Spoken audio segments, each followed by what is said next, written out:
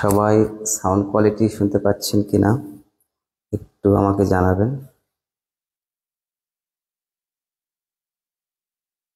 এটা কমেন্টস করে জানাবেন সাউন্ড ঠিক আছে কিনা।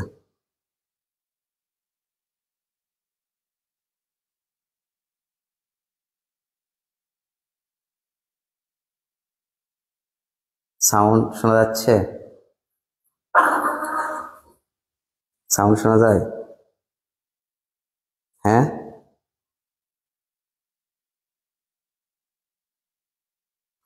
সবাই সাউন্ড কোয়ালিটি শুনতে পাচ্ছেন কিনা তো আমাকে জানাবেন।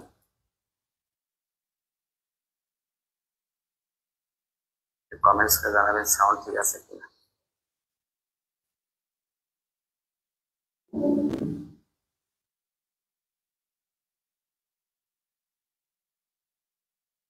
সাউন্ড শোনা যাচ্ছে?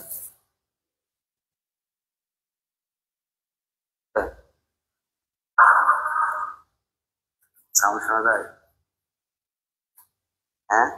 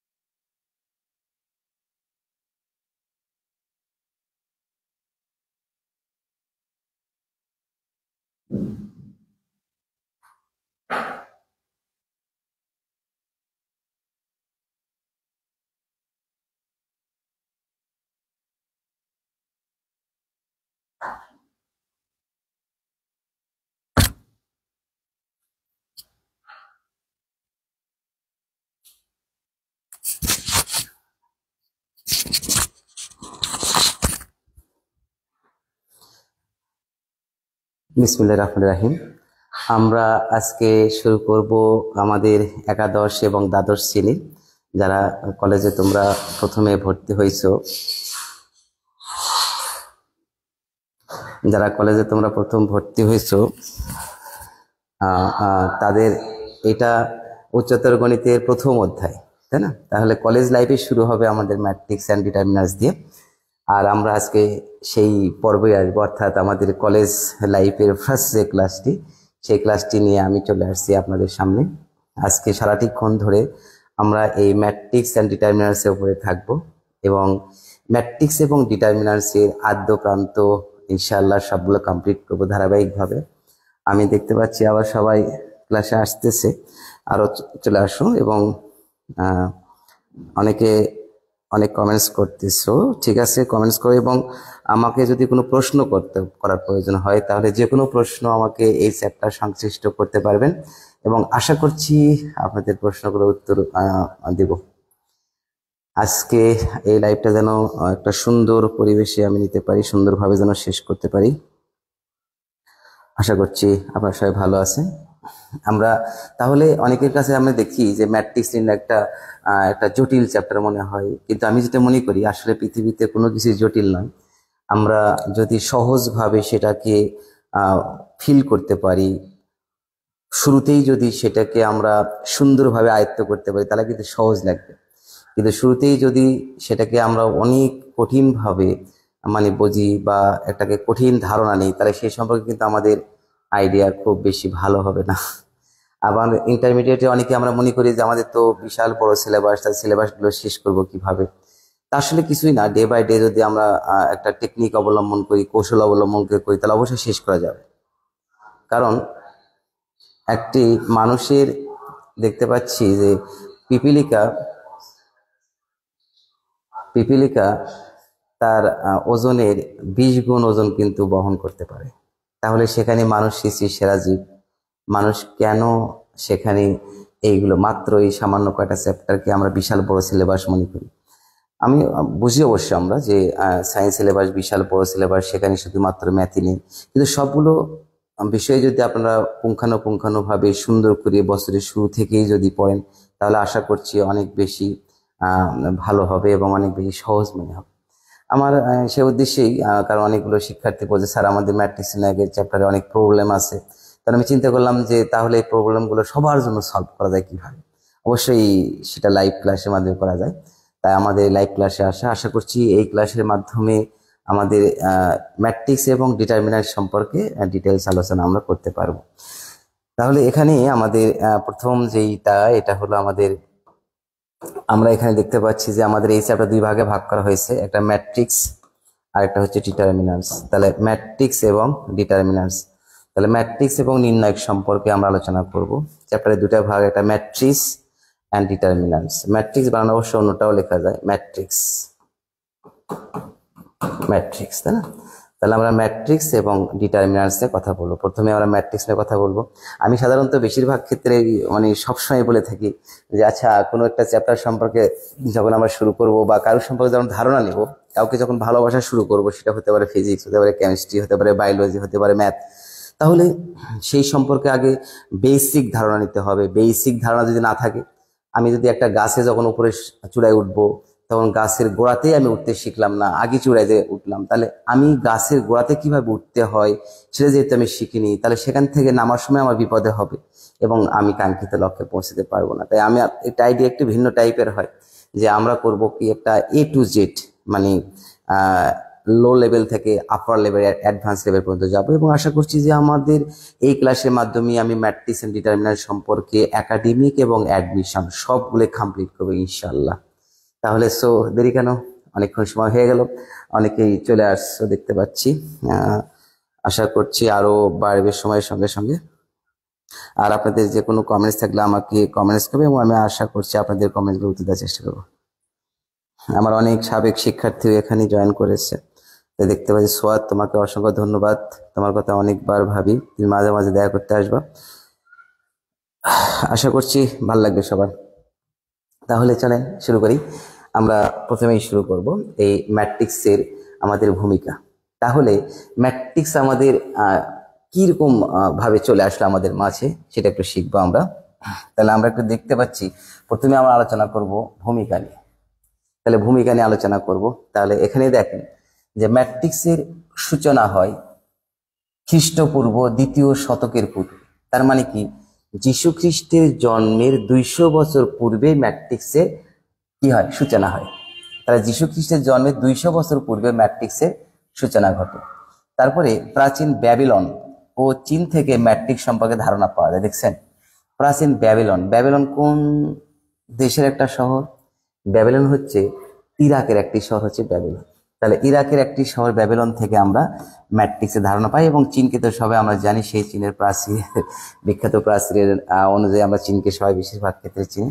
তারপরে দেখেন 17 শতকের শেষ পর্যন্ত, তার মানে কি 1699, 17 শতকের শেষ পর্যন্ত, 1699 মানে 1701 দিকে চলে যাবে, এই পর্যন্ত এই গণিতের এই গুরুত্বপূর্ণ বিষয় তেমন কোনো আর প্রসার ঘটে নাই, তাই না? তারপরে চলে আসলো জেমস জোসেফ সিলভেস্টার। ইনি 1850 খ্রিস্টাব্দে প্রথম ম্যাট্রিক্স সম্পর্কে ধারণা ব্যক্ত করেন। একটু খেয়াল করেন তো, যীশু খ্রিস্টের জন্মের 200 বছর পূর্বে সূচনা হয়, তারপরে 17 শতকের শেষ পর্যন্ত এই ম্যাট্রিক্সের কোনো প্রকার তেমন প্রসার ঘটে নাই।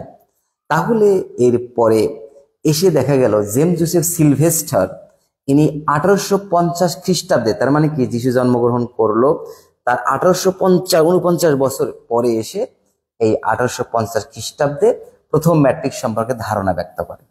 এই সে প্রথম ম্যাট্রিক্স সম্পর্কে ধারণা ব্যক্ত করে।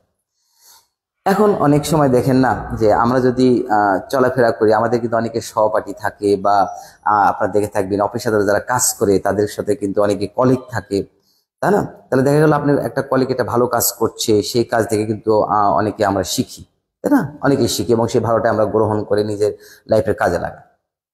ঠিক একইভাবে জেমস জোসেফ সিলভেস্টারের সহকর্মী আর্থার ক্যালি ইনি করছেন কি, এই যে জেমস জোসেফ সিলভেস্টার যে ম্যাট্রিক্স সম্পর্কে ধারণা ব্যক্ত করেছেন, আর্থার ক্যালি এইটার আবার বিপরীত ম্যাট্রিক্স সম্পর্কে ধারণা ব্যক্ত করেছে।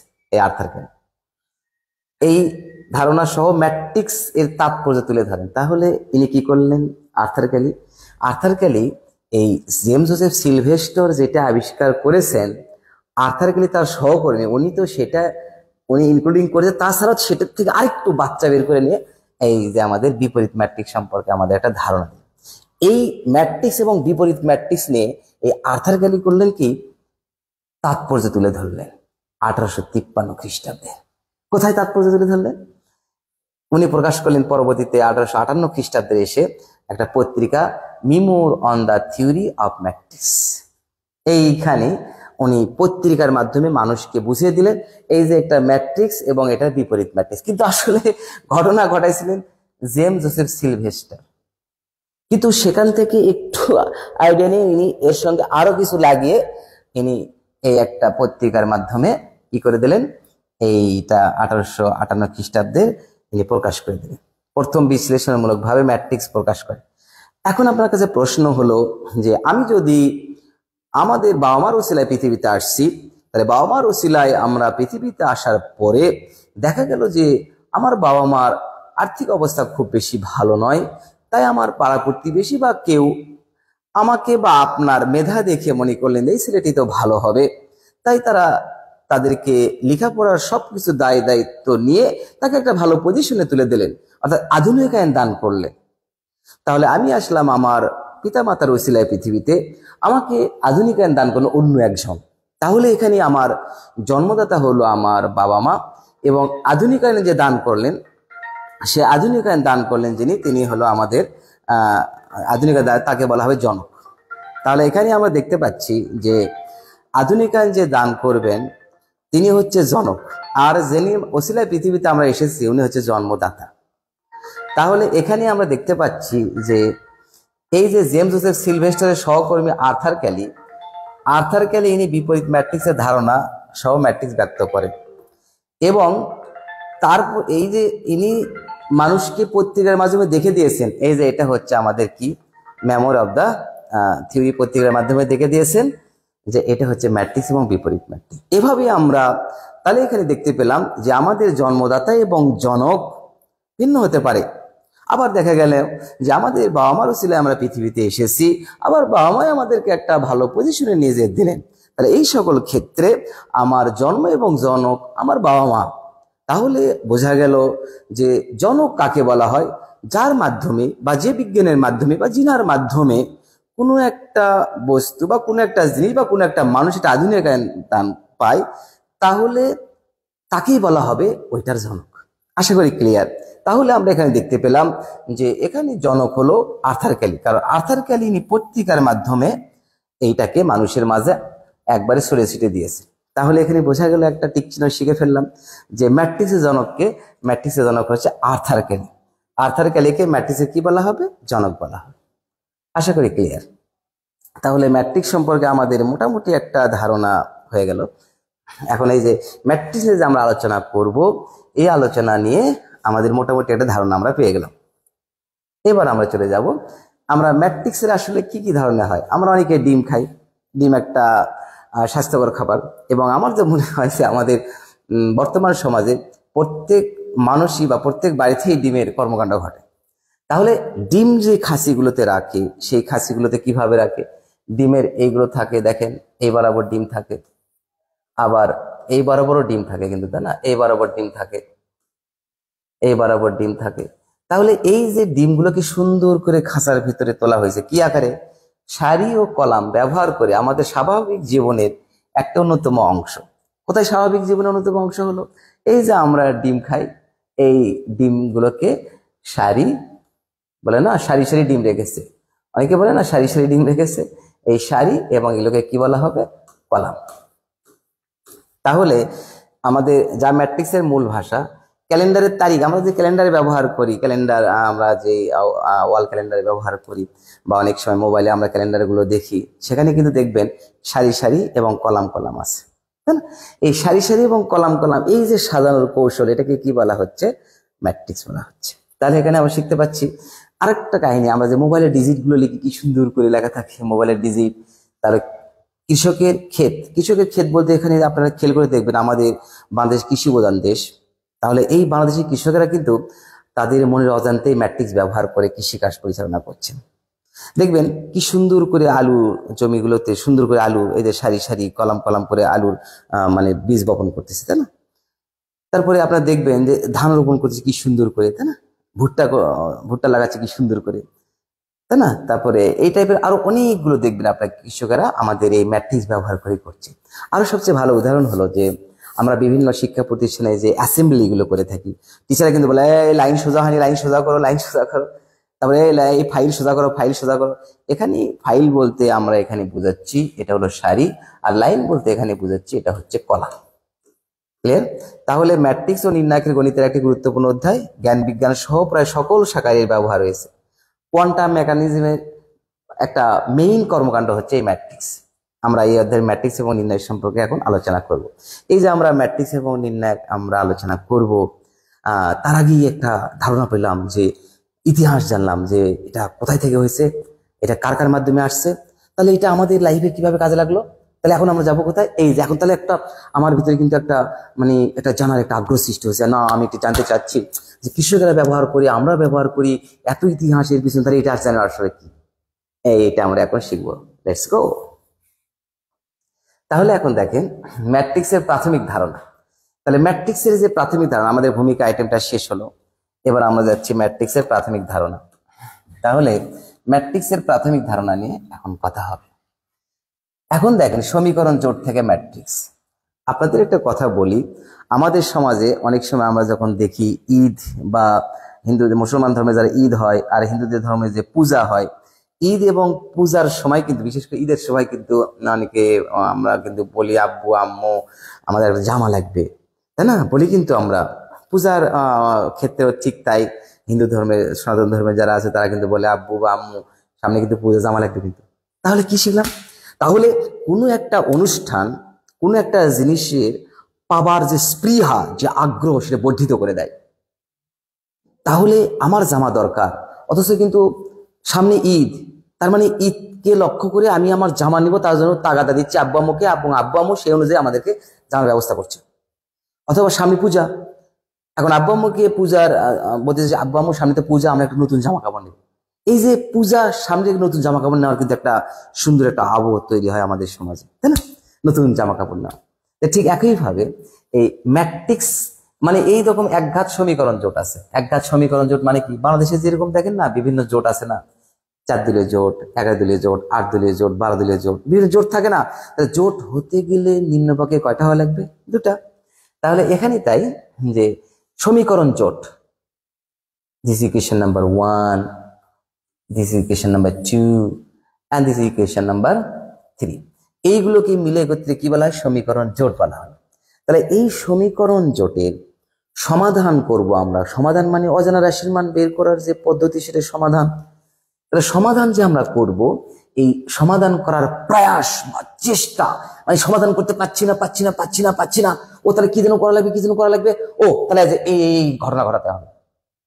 ঠিক এই ঘটনাটাই হচ্ছে সেই এই সেই ম্যাট্রিক্স। তাহলে ম্যাট্রিক্সের সাহায্যে সমীকরণ জোটের সমাধান নির্ণয় করা যায়।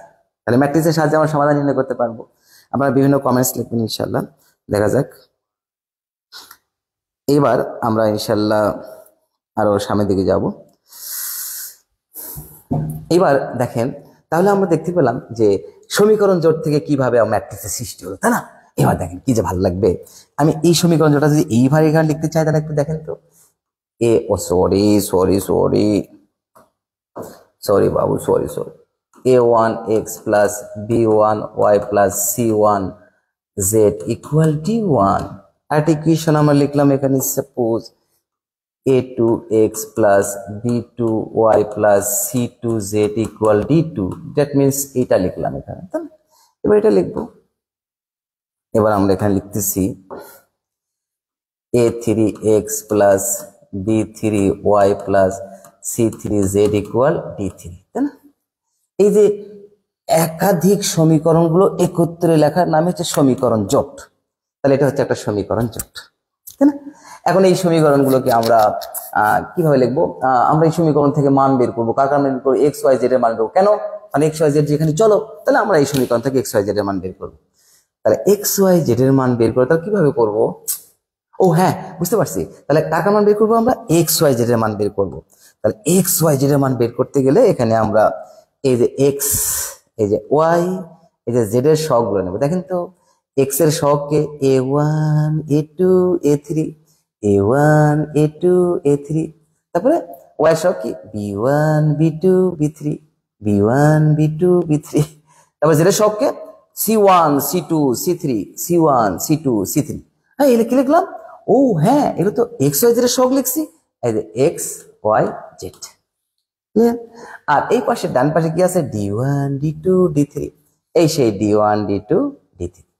তাহলে আমরা দেখলাম যে এই সমীকরণ জোটগুলোকে সুন্দর করে লেখা যাচ্ছে। সারি সারি করে লিখলাম, কিছুক্ষণ আগে ডিম দেখলাম, কলাম কলাম করে লিখলাম, সারি সারি কলাম। এই সারি সারি এবং কলাম কলাম আকারে সুন্দর সুবিন্যস্ত ভাবে লেখাকে কি বলা হবে? ম্যাট্রিক্স। ডিটেলস আমি আলোচনায় আবার আসবো পরে। আর এটাকে বলা হচ্ছে একটা ম্যাট্রিক্স। তাহলে এটা কি হলো একটু দেখি তো, কি হলো এটা, চলেন দেখা যাক। এখন এইটাকে যদি আমরা এই বরাবরে গুণ করে দেই, তাহলে a1 x এর উপর a1x, b1 y এর উপর b1 y, c1 z এর উপর c1 z, দেখি পাওয়া গেছে। a1x plus b1 y plus c1 z equal d1। আবার আমরা এটাতে যাব, এই বরাবর a2x b2y c2z, দেখেন এটা পাওয়া গেছে, ইকুয়াল d2। আবার এটাকে যদি আমরা এই বরাবর ফেলে দেই, তাহলে a3 উল্টে পড়বে a1 x এর উপরে, b3 উল্টে পড়বে y এর উপরে, c3 y এর উপরে z এর উপরে, পাওয়া গেছে। এর সমান কি হবে? আবার d3, এই সেই d3। তাহলে আমরা দেখতে পেলাম যে এইভাবে ম্যাট্রিক্স গুলো লেখা যায়। এখন একটু মজা দেখেন, কি যে ভালো লাগছে। এইটা আমি যে কথাটা বললাম সেই কথা এখানে গুণ করে দেওয়া হয়েছে। এটাকে এইভাবে গুণ করতে লেখা হয়েছে, এটাকে এই বরাবর, এটাকে আবার এই বরাবর, এই সারিকে কলাম বরাবর গুণ করে এখানে লেখা হয়েছে। ক্লিয়ার? বুঝতে পারছেন? এখন এই 4 নম্বর এবং এই 5 নম্বর সমীকরণ থেকে আমরা কি পাচ্ছি একটু দেখেন। তাহলে দেখেন তো, এটার বাম পার্শ্ব কোনটা হবে? এটার বাম পার্শ্ব এই যে এটা হবে, এটা এই যে এখানে, আর ওই যে ডান পার্শ্ব এখানে, ব্যাস হয়ে গেল। আর ম্যাট্রিক্সের সমতা সূত্র যে আমরা শিখবো, সমতা সূত্রকে একটু পরেই। এই দেখেন, এর ফার্স্টটা হবে, এর ফার্স্টটার সমান, সেকেন্ড রো হবে সেকেন্ড রোর সমান, থার্ড রো হবে থার্ড রোর সমান। ক্লিয়ার? ওকে। তাহলে আমরা এই যে 1 2 এবং 3 থেকে 1 2 এবং 3 নং সমীকরণ যে আছে এখান থেকে দেখেন, আমরা এই যে 1, তারপরে 2, এই যে 3 নং সমীকরণ থেকে আমরা কি পাইলাম? এই সমীকরণগুলো নির্ণয় করতে পারলাম। ক্লিয়ার? বুঝতে পারছেন? এবার চলেন আমরা আরো যাব। এইবার দেখেন ওই সমীকরণগুলো আমরা আবার লিখে নিলাম এখানে। তাহলে সমীকরণগুলো যদি আবার এখানে আমরা লিখে নেই, তাহলে কি হচ্ছে দেখেন তো। এই ক্ষেত্রে আমরা কি ছিল? এটা হচ্ছে ওই যে চলকের সহগের ম্যাট্রিক্স, আর এটা হলো ধ্রুবকের ম্যাট্রিক্স। প্রত্যেকে এক একটা ম্যাট্রিক্স। তাহলে কি ছিল? এটা তো ম্যাট্রিক্স ছিল না, তো সমীকরণ জোট ছিল তো। ও হ্যাঁ, তাহলে সমীকরণ জোট থেকে আমরা আস্তে আস্তে করে ম্যাট্রিক্স গুলোকে বের করে নিয়ে আসলাম, তাই না? তাহলে আমাদের একটা ম্যাট্রিক্স পারবো। তাহলে এগুলো প্রত্যেকে এক একটা কি বলেন? ম্যাট্রিক্স। তাহলে আমরা কি আইটেম শিখলাম? প্রথমে শিখলাম সমীকরণ জোট থেকে কিভাবে ম্যাট্রিক্সটা তৈরি হয়, মানে সমীকরণ জোট থেকে ম্যাট্রিক্সের বাচ্চা কি, ম্যাট্রিক্স কিভাবে বাচ্চা আকারে আছে সেটা আমরা শিখলাম। এবার আমরা শিখবো, চলেন এবার আমাদের চলে যাব যে বাস্তব ব্যবহারের ক্ষেত্রে ম্যাট্রিক্স। আচ্ছা, আমরা তো ম্যাট্রিক্স করি, কিন্তু আমরা বাস্তবে কিভাবে ব্যবহার করবো এটা একটু দেখবো আমরা। হ্যাঁ, বাস্তব ব্যবহারের ক্ষেত্রে ম্যাট্রিক্স, তাহলে আমরা দেখি। তাহলে এবার আমরা বাস্তবের ক্ষেত্রে কোথায় ম্যাট্রিক্স কাজে লাগাতে পারি সেটা একটু দেখবো। হ্যাঁ, চলো, আমাদের একটা সমীকরণ এক্স এর মান মনে করে না হলো এটা, ওয়াই এর মান এটা, এই দুইটি একঘাতিক প্রদত্ত সমীকরণ, যেখানে a1 a2 a3 a1 a2 b1 b2, তাই না, এগুলো ধ্রুবক। এখন আমরা দেখি রহিম তার দৈনন্দিন কাজে বা দৈনিক কাজে 5 টাকার জিনিস ব্যবহার করলে তাকে 10 টাকা মজুরি দিতে হয়। খেয়াল করছেন কি, 5 টাকার জিনিস ব্যবহার করলে, 5 টাকার জিনিস ব্যবহার করলে তাকে 10 টাকা মজুরি দেওয়া হয়। অর্থাৎ 5 টাকার জিনিস উনি ব্যবহার করবে কোনো একটা কাজে গিয়ে, তাহলে 5 টাকা দিয়ে সে একটা যন্ত্র কিনছে কোনো কাজ করে দেওয়ার জন্য, কারো বাসায় বা কোনো জায়গাতে সে ওই জিনিসে কাজ করে দিবে তাকে। তাহলে কাজ করে যেতে দিবে, 5 টাকা জিনিস কাজ করে দেওয়ার পরে সে 10 টাকা পাচ্ছে। এটা কি পসিবল না? হ্যাঁ পসিবল। কিরকম পসিবল দেখেন, আপনি যখন ডাক্তারের কাছে যাবেন, আপনি প্রেশার মেপে দেবে, তাই না, প্রেশার মেপে দেবে, একটা বলেন প্রেশার মেপার যন্ত্র কত টাকা, আর ওই একটা প্রেশার মেপার যন্ত্র দিয়ে কত মানুষের প্রেশার মাপছে। তাহলে এই অল্প টাকা দিয়ে জিনিস কিনে অনেকগুলো মানুষের প্রয়োগ করে বেশি টাকা আর্ন করছে। ঠিক এরকম একটা করিম তার দৈনিক কাজে 15 টাকার জিনিস ব্যবহার করলে, করিম আবার 15 টাকার জিনিস ব্যবহার করলে 20 টাকা পায়। রহিম এবং করিম যথাক্রমে এক্স এবং ওয়াই সংখ্যক দিন কাজ করলে, তাহলে এটি একদিনে, কিন্তু তাহলে একদিনে যদি কাজ করে, তাহলে এখন দেখেন ইনি একদিনে কাজ করবে, তাহলে একদিনে কাজ করলে পায় কত, এক্স দিনে কাজ করবে, ইনি ওয়াই সংখ্যক দিন কাজ করবে। যদি তারা এক্স ড্যাশ এবং, তাহলে কি বললাম, বোঝা গেল, এক্স দিন কাজ করার পরে এক্স ড্যাশ টাকা মজুরি পাবে, ওয়াই দিন কাজ করার পরে ওয়াই ড্যাশ টাকা মজুরি পাবে, তাই না। তাহলে ওয়াই ড্যাশ টাকার জিনিস ব্যবহার করতে হবে। তাহলে এখানে কি বোঝা গেল দেখেন, তার একবার একটু দেখি।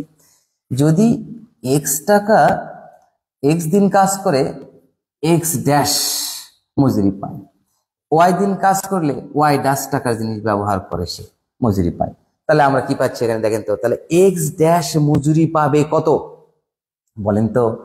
এই যে রহিম এখানে কি বলছিল, রহিম কয় টাকা, 10 টাকা, একদিন কাজ করে 10 টাকা, তাহলে এক্স দিন কাজ করে কত টাকা, 10x টাকা। করিম কি করছিল, করিম দেখেন একদিন কাজ করে ওই পাইছিল 20 টাকা, তাহলে ওয়াই দিন কাজ করে কত পায়, 20 ওয়াই, তাহলে ওগুলো এই দুইজনের একত্রে পাওয়া গেল এত টাকা। ক্লিয়ার। এইবার দেখা গেল, এইবার আবার চলে আসেন, রহিম কি করছে, 5 টাকার জিনিস ব্যবহার করেছে একদিনে, তাহলে একদিনে 5x, আর 15 দিনে কত, 15y টাকা। এই যে বাস্তব ক্ষেত্রে আমরা কাজে লাগাচ্ছি। আসলে কি জানেন, আমার কাছে যেটা মনে হয়, অনেকে কিন্তু বলবে আল্লাহ এই কলম আবিষ্কারক আবার নাম হলো এটা কলম আবিষ্কার হলো নাকি, তাই একটা। আচ্ছা আপনার কাছে প্রশ্ন করি একটা, কলম আবিষ্কার আছে, আপনাকে মূল্যায়ন করা লাগবে না, ঠিক আছে, আপনি পৃথিবীতে নাই এমন একটা জিনিস আবিষ্কার করে দেখান, তাহলে ওটারই বিজ্ঞানী আপনি হবেন। আমরা সবাই হাতের কাছে পাচ্ছি তো, বুঝা যে আল্লাহ এটা কি, এটা তো আমরা বুঝি যোগ কিন্তু এটা তো একদিনে আসেনি, এটা একটা সুন্দর প্রসেসের মাধ্যমে চলে আসছে আমাদের সামনে। ঠিক এইটা হচ্ছে সেটা। এক্ষেত্রে আমরা বলতে পারি, যদি রহিম ও করিম যথাক্রমে 2 দিন ও 6 দিন কাজ করে, এই যে দেখেন, তাহলে এক্স দিন কাজ করছিল, কিন্তু এবার এক্স এর মান 2 দিন কাজ করবে, আর ওয়াই দিন কাজ করছিল, এ করবে 6 দিন কাজ, তাহলে কত টাকা পাচ্ছে, 140 টাকা একত্রে। এইবার বলল যে তারা এইবার মোট ব্যয় তাহলে কত টাকা হবে, মোট ব্যয় তাহলে এবার বলে দিচ্ছে, এবার হবে, এবার যদি 5 টাকা এবং যদি 10 টাকার কাজ করে তাহলে কি হবে, তাহলে 2 দিন কাজ করবে আর এ করবে 6 দিন, টোটাল কাজ হবে 100 টাকার। তাহলে এইভাবে এখন আমরা করছি কি, সমীকরণ 1 ও সমীকরণ 2 এ এক্স ও ওয়াই এর সহগগুলোকে অর্থাৎ ধ্রুবকগুলোকে কলাম করে নিছি। দেখেন কি ভাল লাগবে, এক্স এর সহগ প্রথম কলাম, ওয়াই এর সহগ দ্বিতীয় কলাম, তাই না। আর ওই যে টাকা, কয় টাকা, 10x টাকা, মানে 10, আর এটা কত 5, আবার এখানে 20, এটা কত 15। এই তাহলে কি করলাম আমরা, এদের এক্স এর সহগগুলো নিয়ে, এই যে এখানে এক্স এর সহগগুলো নিয়ে ফার্স্ট কলাম, ওয়াই সহগগুলো নিয়ে সেকেন্ড কলাম ঠিক একইভাবে এখানে এসে ওই মানগুলোকে নিচ্ছি আমরা, এখন মান বসে দিয়েছি, তাই না? ওই প্রতীকগুলো কি বসে দিয়েছি আমরা? মান বসে দিয়েছি। তাহলে এইভাবে আমরা ম্যাট্রিক্স পাই। তাহলে কি পাইলাম? রহিম করিমের কর্মকাণ্ড ঘটালো কিভাবে, সেটা সমীকরণের মাধ্যমে প্রকাশ করে সেখান থেকে আমরা আবার ম্যাট্রিক্স পেলাম। তার মানে ঘুরে ফিরে কিন্তু ওইটাতেই গেল, সমীকরণ জোট থেকে কিভাবে ম্যাট্রিক্স পাই। কিন্তু এটা শুধু দেখে দেওয়া হলো যে কিভাবে রহিম এত টাকার কাজ, এত টাকা জিনিস ব্যবহার করে এত টাকা পাবে, করিম এত টাকা জিনিস ব্যবহার করে এত টাকা পাবে, সেটা দেখে দিয়ে সেই সমীকরণগুলো থেকে আবার আমরা ম্যাট্রিক্স নিয়ে আসলাম। ক্লিয়ার? যে কোনো প্রশ্ন থাকে প্রশ্ন করবেন। এবার দেখেন তথ্য পরিবেশন হিসেবে ম্যাট্রিক্স। তাহলে তথ্য পরিবেশন হিসেবে ম্যাট্রিক্স কিভাবে ব্যবহার করা, এটা খুব একটা সুন্দর কাহিনী। ধরেন এটা আমি একটু বলি। সেটা হলো যে আমরা যদি এখানে দেখেন, আমরা এখানে লিখছি তথ্য পরিবেশন হিসেবে ম্যাট্রিক্স। তাহলে আমরা যদি এখানে তথ্য পরিবেশন হিসেবে ম্যাট্রিক্স ব্যবহার করতে চাই, তাহলে ম্যাট্রিক্সের সাহায্যে সহজে তথ্য বর্ণনা করা যায়, তাই না? সহজে তথ্য বর্ণনা করতে পারবো আমরা। যেমন দুইটি পরিবারের কিছু পুরুষ, কিছু মহিলা এবং কিছু ছেলে সন্তানের সংখ্যা উল্লেখ করা থাকে। দুটো পরিবারে কিছু পুরুষ, কিছু মহিলা, কিছু ছেলে সন্তানের উল্লেখ করা থাকলো, তাই না? তাহলে এখন দেখেন, তাহলে এখান থেকে আমরা পাচ্ছি দুটো পরিবার। ধরেন এই পরিবারে পুরুষ আছে হচ্ছে এক্স, একটা পরিবারে পুরুষ আছে হচ্ছে এক্স, মহিলা আছে হচ্ছে ওয়াই, এবং কিছু বাচ্চা কাচ্চা মানে সন্তান আছে হচ্ছে জেড, তাই না? জেড আছে। এভাবে লিখলাম আমরা, তাই না? এটা একটা ম্যাট্রিক্স এভাবে করতে পারি আমরা, অথবা এই ম্যাট্রিক্স এভাবে করতে পারি, এক্স ওয়াই আর জেড। খেয়াল করেন আপনারা একটু, এভাবে করতে পারি, তাই না? পুরুষ, মহিলা এবং কিছু বাচ্চা কাচ্চা মানে ছেলে সন্তান বা মেয়ে সন্তান, শিশু বাচ্চা। এখন বলা হচ্ছে যে একজন পুরুষের ক্যালোরি লাগে হচ্ছে সাপোজ 10, আবার একজন এই মহিলার ক্যালোরি লাগে হচ্ছে সাপোজ আবার এটা কম দিলে আবার মহিলার মন খারাপ করবে, তাই না? বেশি দিলাম 11, ওরা মন খারাপ করবে। এইবার আরেকটা শিশু সন্তানের ক্যালোরি লাগবে মনে করেন 5, এটা একটা ম্যাট্রিক্স দিলাম। এখন যদি বলা হয় যে ওই দুটি পরিবারের, ওই দুটি না, ওই একটি পরিবারে মোট কত ক্যালোরি লাগবে, বলা একটা সহজ, এগুলো তো সব যোগ করো কিরকম, ও না? তাহলে কয়জন আছে? একজনের কত লাগে? 10। তাহলে একজনের কত লাগে? 10x। তারপরে মহিলা আছে ওয়াই জন, একজনের ক্যালোরি লাগে 11, তাহলে ওয়াই জনের লাগে হচ্ছে 11y। আর শিশু আছে কতজন? জেড জন, একজনের ক্যালোরি লাগে 5, জেড জনের 5z। তাহলে মোট ক্যালোরি লাগলে কত? এটা কি করতে হবে? যোগ করতে হবে, কিন্তু সেটাকে দেখাতে হবে ম্যাট্রিক্সের সাহায্যে কিভাবে করবে। তাহলে আমরা কি করলাম? ওইটা বুঝতে পারলাম কেবল এক্সটা এর সাথে গুণ হয়েছে, ওয়াইটার সাথে গুণ হয়েছে, জেডটার সাথে গুণ হয়েছে, গুণ করার পরে এগুলো কি হয়েছে? যোগ হয়েছে। তাহলে এখন আমরা দেখেন কিভাবে এই ম্যাট্রিক্সের সাহায্যে এটা উল্টো বলবে, এর উপরে 10x 11y and 5z যোগ। কেন? মোট পরিমাণ বের করতে বলছে। এটা একটা মজার কাহিনী আছে, বলবো? মজার কাহিনী হলো যে ম্যাট্রিক্সের কখনো মান নেই, ম্যাট্রিক্সের মান নেই। তো মান নেই, তাহলে তো এই যে এটা বললাম এত ক্যালোরি লাগবে, তো মান কোত্থেকে পাবো আমি, তাই না? ম্যাট্রিক্সের মান নেই। আচ্ছা বলেন তো, আপনারা যখন এই গ্লাসে পানি পান করেন বা বোতল এই যে বোতলে যখন পানি পান করেন আপনারা, তা বোতলে কি খান বোতলটা কিন্তু বোতলটা ফেলে দেন, তাই না? তাহলে এই বোতলের সাহায্যে আমরা খাই, কিন্তু বোতল আমরা খাই না। গ্লাসের সাহায্যে আমরা পানি পান করি, গ্লাসকে আমরা খাই না। ঠিক একইভাবে আমরা যদি এরকম চকলেট খাই, এরকম চকলেট যদি আসে, চকলেটটা যদি আমরা এরকম খাই, এরকম চকলেট যদি খাই, খোসাটা কি খাবো? খোসা ফেলে দেবো। তাহলে খোসা না হলে কিন্তু আপনি মুখে দিয়ে যা আদর করে খাচ্ছেন, সেটা প্রোটেকশন ভালো থাকতো না, সেটা জাম অ্যাটাক হতো এবং আপনার শরীর খারাপ করতো। তাহলে আপনি মুখে দিয়ে আদর করে যা খাচ্ছেন, কিছুক্ষণ আগেই সেটার সাথে যা ছিল তাকে আপনি ডাস্টবিনে ফেলে দিলেন। মানব জীবনে এরকম নির্মম, যাকে আপনি দূরে দিচ্ছেন সে দূরে চলে যাচ্ছে, আর যাকে কাছে টানছেন তাকে আদর করে কাছে টানছে, অথচ একই সঙ্গে ছিল সবাই। কাউকে আপনি ঘৃণা করলেন, কাউকে আপনি অ্যাকসেপ্ট করলেন। মানব জীবন বড় নিষ্ঠুর, বড় নির্মম। ঠিক একইভাবে এই ম্যাট্রিক্সটা করবে কি, আমরা ম্যাট্রিক্সের কোনো মান নেই, কিন্তু কি করব, ম্যাট্রিক্সের সাহায্যে মান নির্ণয় করব। কিভাবে? ও হ্যাঁ, কিভাবে, এটা মনে করেন পুরোটা খোসা, আর এটা মনে করেন চকলেটের বিচি, মানে চকলেটের ভিতরে যেটা থাকে সেটা। তাহলে অতএব মোট ক্যালোরি, তাহলে মোট ক্যালোরি হবে কত, 10x plus 11y plus 5z। এখানে কিন্তু মোট ক্যালোরি দেখেন, এখনো কিন্তু খোসা বাদ দিচ্ছে। এখানে খোসা কে ছিল বাবু, এখানে খোসা ছিল হলো এই যে, এটা হচ্ছে খোসা, খোসা বাদ দিয়ে শুধুমাত্র চকলেটের বিচিটা এখানে নেওয়া, অর্থাৎ এত ক্যালোরি। ক্লিয়ার, বুঝতে পারলাম? তাহলে আমাদের দেখলাম আমরা যে তথ্য পরিবেশন হিসেবে কিরকম তথ্য, তাহলে বোঝা গেল যে ওই ফ্যামিলির কত ক্যালোরি আমাদের খাবার লাগে। সে অনুযায়ী তাহলে ওই এলাকার কতগুলো ফ্যামিলি আছে, ওই বাড়িতে ওই মানে গ্রামে কতগুলো ফ্যামিলি আছে, ওই ইউনিয়নে কতগুলো ফ্যামিলি আছে, ওই জেলায় কতগুলো ফ্যামিলি আছে, থানায় কতগুলো আছে, জেলায় কত আছে, বিভাগে কত, দেশে কতগুলো আছে, পৃথিবীতে কতগুলো আছে। এইভাবে আমরা ম্যাট্রিক্সের সাহায্যে মানুষের যে খাদ্য চাহিদাগুলো প্রয়োজন হবে তা আমরা নির্ণয় করতে পারবো। তাহলে আমরা দেখলাম যে তথ্য পরিবেশন হিসেবে কিভাবে ম্যাট্রিক্স ব্যবহার করা হয়। আশা করি বুঝতে পারছেন। আপনারা কমেন্টস লিখবেন, আমি কমেন্টস দেখতেছি মাঝে মাঝে কি কি লিখতেছেন, অবশ্যই কমেন্টস লিখবেন, আমি কমেন্টস গুলো দেখতেছি, আপনারা লিখতে থাকেন। এবার চলেন আমরা একটু পরে চলে যাব। এবার হচ্ছে ম্যাট্রিক্সের সংজ্ঞা। এতক্ষণ যা আমরা শিখলাম এইটা অনেকের কাছে কেমবা লাগবে, কেন? কারণ আমরা না অনেক কিছু বেসিক না বুঝেই শুধু সূত্র দিয়ে ম্যাথ করতে চাই। আর যে আলোচনাগুলো আমার ছিল এতক্ষণ সেটা ছিল শুধু বেসিক টাইপ, এখন গল্প টাইপের। এই গল্পগুলো নিয়ে আসলাম আপনার ম্যাথে। এখন দেখেন আপনার কিরকম ভাল লাগবে ওই গল্পের সাথে এই যে এই সংজ্ঞা, ওই গল্পের সাথে এই যে ম্যাথের নির্যাস একটা হবে, এটাকে বলা হয় ম্যাথের নির্যাস। তাহলে ম্যাথের নির্যাস জানতে হলে চরম পর্যায়ে ধৈর্য ধারণ করতে, মানে ফার্স্ট থেকে ধৈর্য ধারণ করে এখানে এসে এখন নির্যাস পাওয়া যাবে। তাহলে আমরা এখন দেখব, এখানে দেখেন, এখানে বলা হচ্ছে যে ম্যাট্রিক্সের সংজ্ঞা, ডেফিনেশন অফ ম্যাট্রিক্স। তাহলে ম্যাট্রিক্স কাকে বলা হয়, ম্যাট্রিক্স কি, অলরেডি আমরা আলোচনা করেছি, তাও একটু দেখি। দেখেন কতগুলো সংখ্যাকে কিন্তু একটু খেয়াল করেন।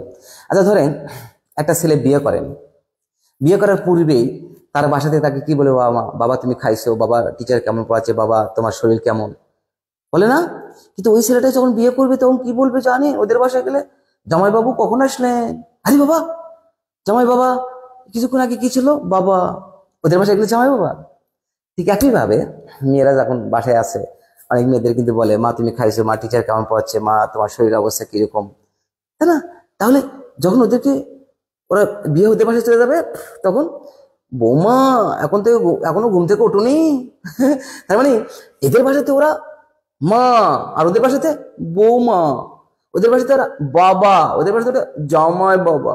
তাহলে আমরা দেখলাম ঠিক ম্যাট্রিক্সের এরকম ঘটনা, তাই না? এই যেখানে কিন্তু একটা কথা লিখছি আমরা, সংখ্যাকে, একটু খেয়াল করেন তো কথাটা, সংখ্যাকে। তাহলে এই সংখ্যাকে আমরা এখন সংখ্যাকে বলছি, কিন্তু সংখ্যা, কতগুলো সংখ্যাকে যদি সারিটা কি দেখে দিলাম, সারি মানে একটা মনে রাখার জন্য বলি, মেয়েরা শাড়ি পরে না, এই দিলাম এদিকে শাড়ি পরে, এটা শাড়ি মানে এইদিকে শাড়ি, এটা শাড়ি বলা হবে, তাই না? এটাকে বলা হবে শাড়ি, এই বরাবর এটা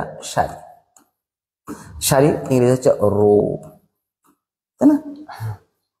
তাহলে কতগুলো সংখ্যাকে, ধর সংখ্যা দিলাম আমি 3, 4, 5, তাই না? এভাবে না লিখে সংখ্যাগুলো কাটা মনে হচ্ছে 3, 5 and 4, কতগুলো সংখ্যাকে লিখলাম।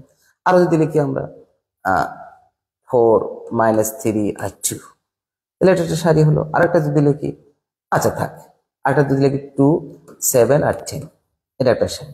না আমি এভাবে তো লিখতে পারি 2, 4, 6, 9, 10, 11, ঠিক আছে না? তাহলে আমরা দেখলাম যে আয়তাকার বর্গাকার বিন্যাস। এই যে বলছে কতগুলো সংখ্যাকে সারি ও কলাম, তাহলে ওটা যদি সারি হয় তাহলে এটা কি বলা হবে, এটা একটা কলাম, এটা একটা কলাম, এটা একটা কলাম, তাই না? আমরা সুন্দর করে কলামগুলো লিখতে পারছি, এটা একটা কলাম, তাই না? এটা একটা কলাম, এটা একটা কলাম, তারপরে এটা আরেকটা কলাম, তাহলে আমরা কলাম লিখতে পাচ্ছি। আর সারিগুলো ক্ষেত্রে কি লিখতে পাচ্ছি আমরা এটা একটা সারি রো, তাই না? এটা একটা সারি, এটা একটা সারি। তাহলে আমরা কি লিখলাম?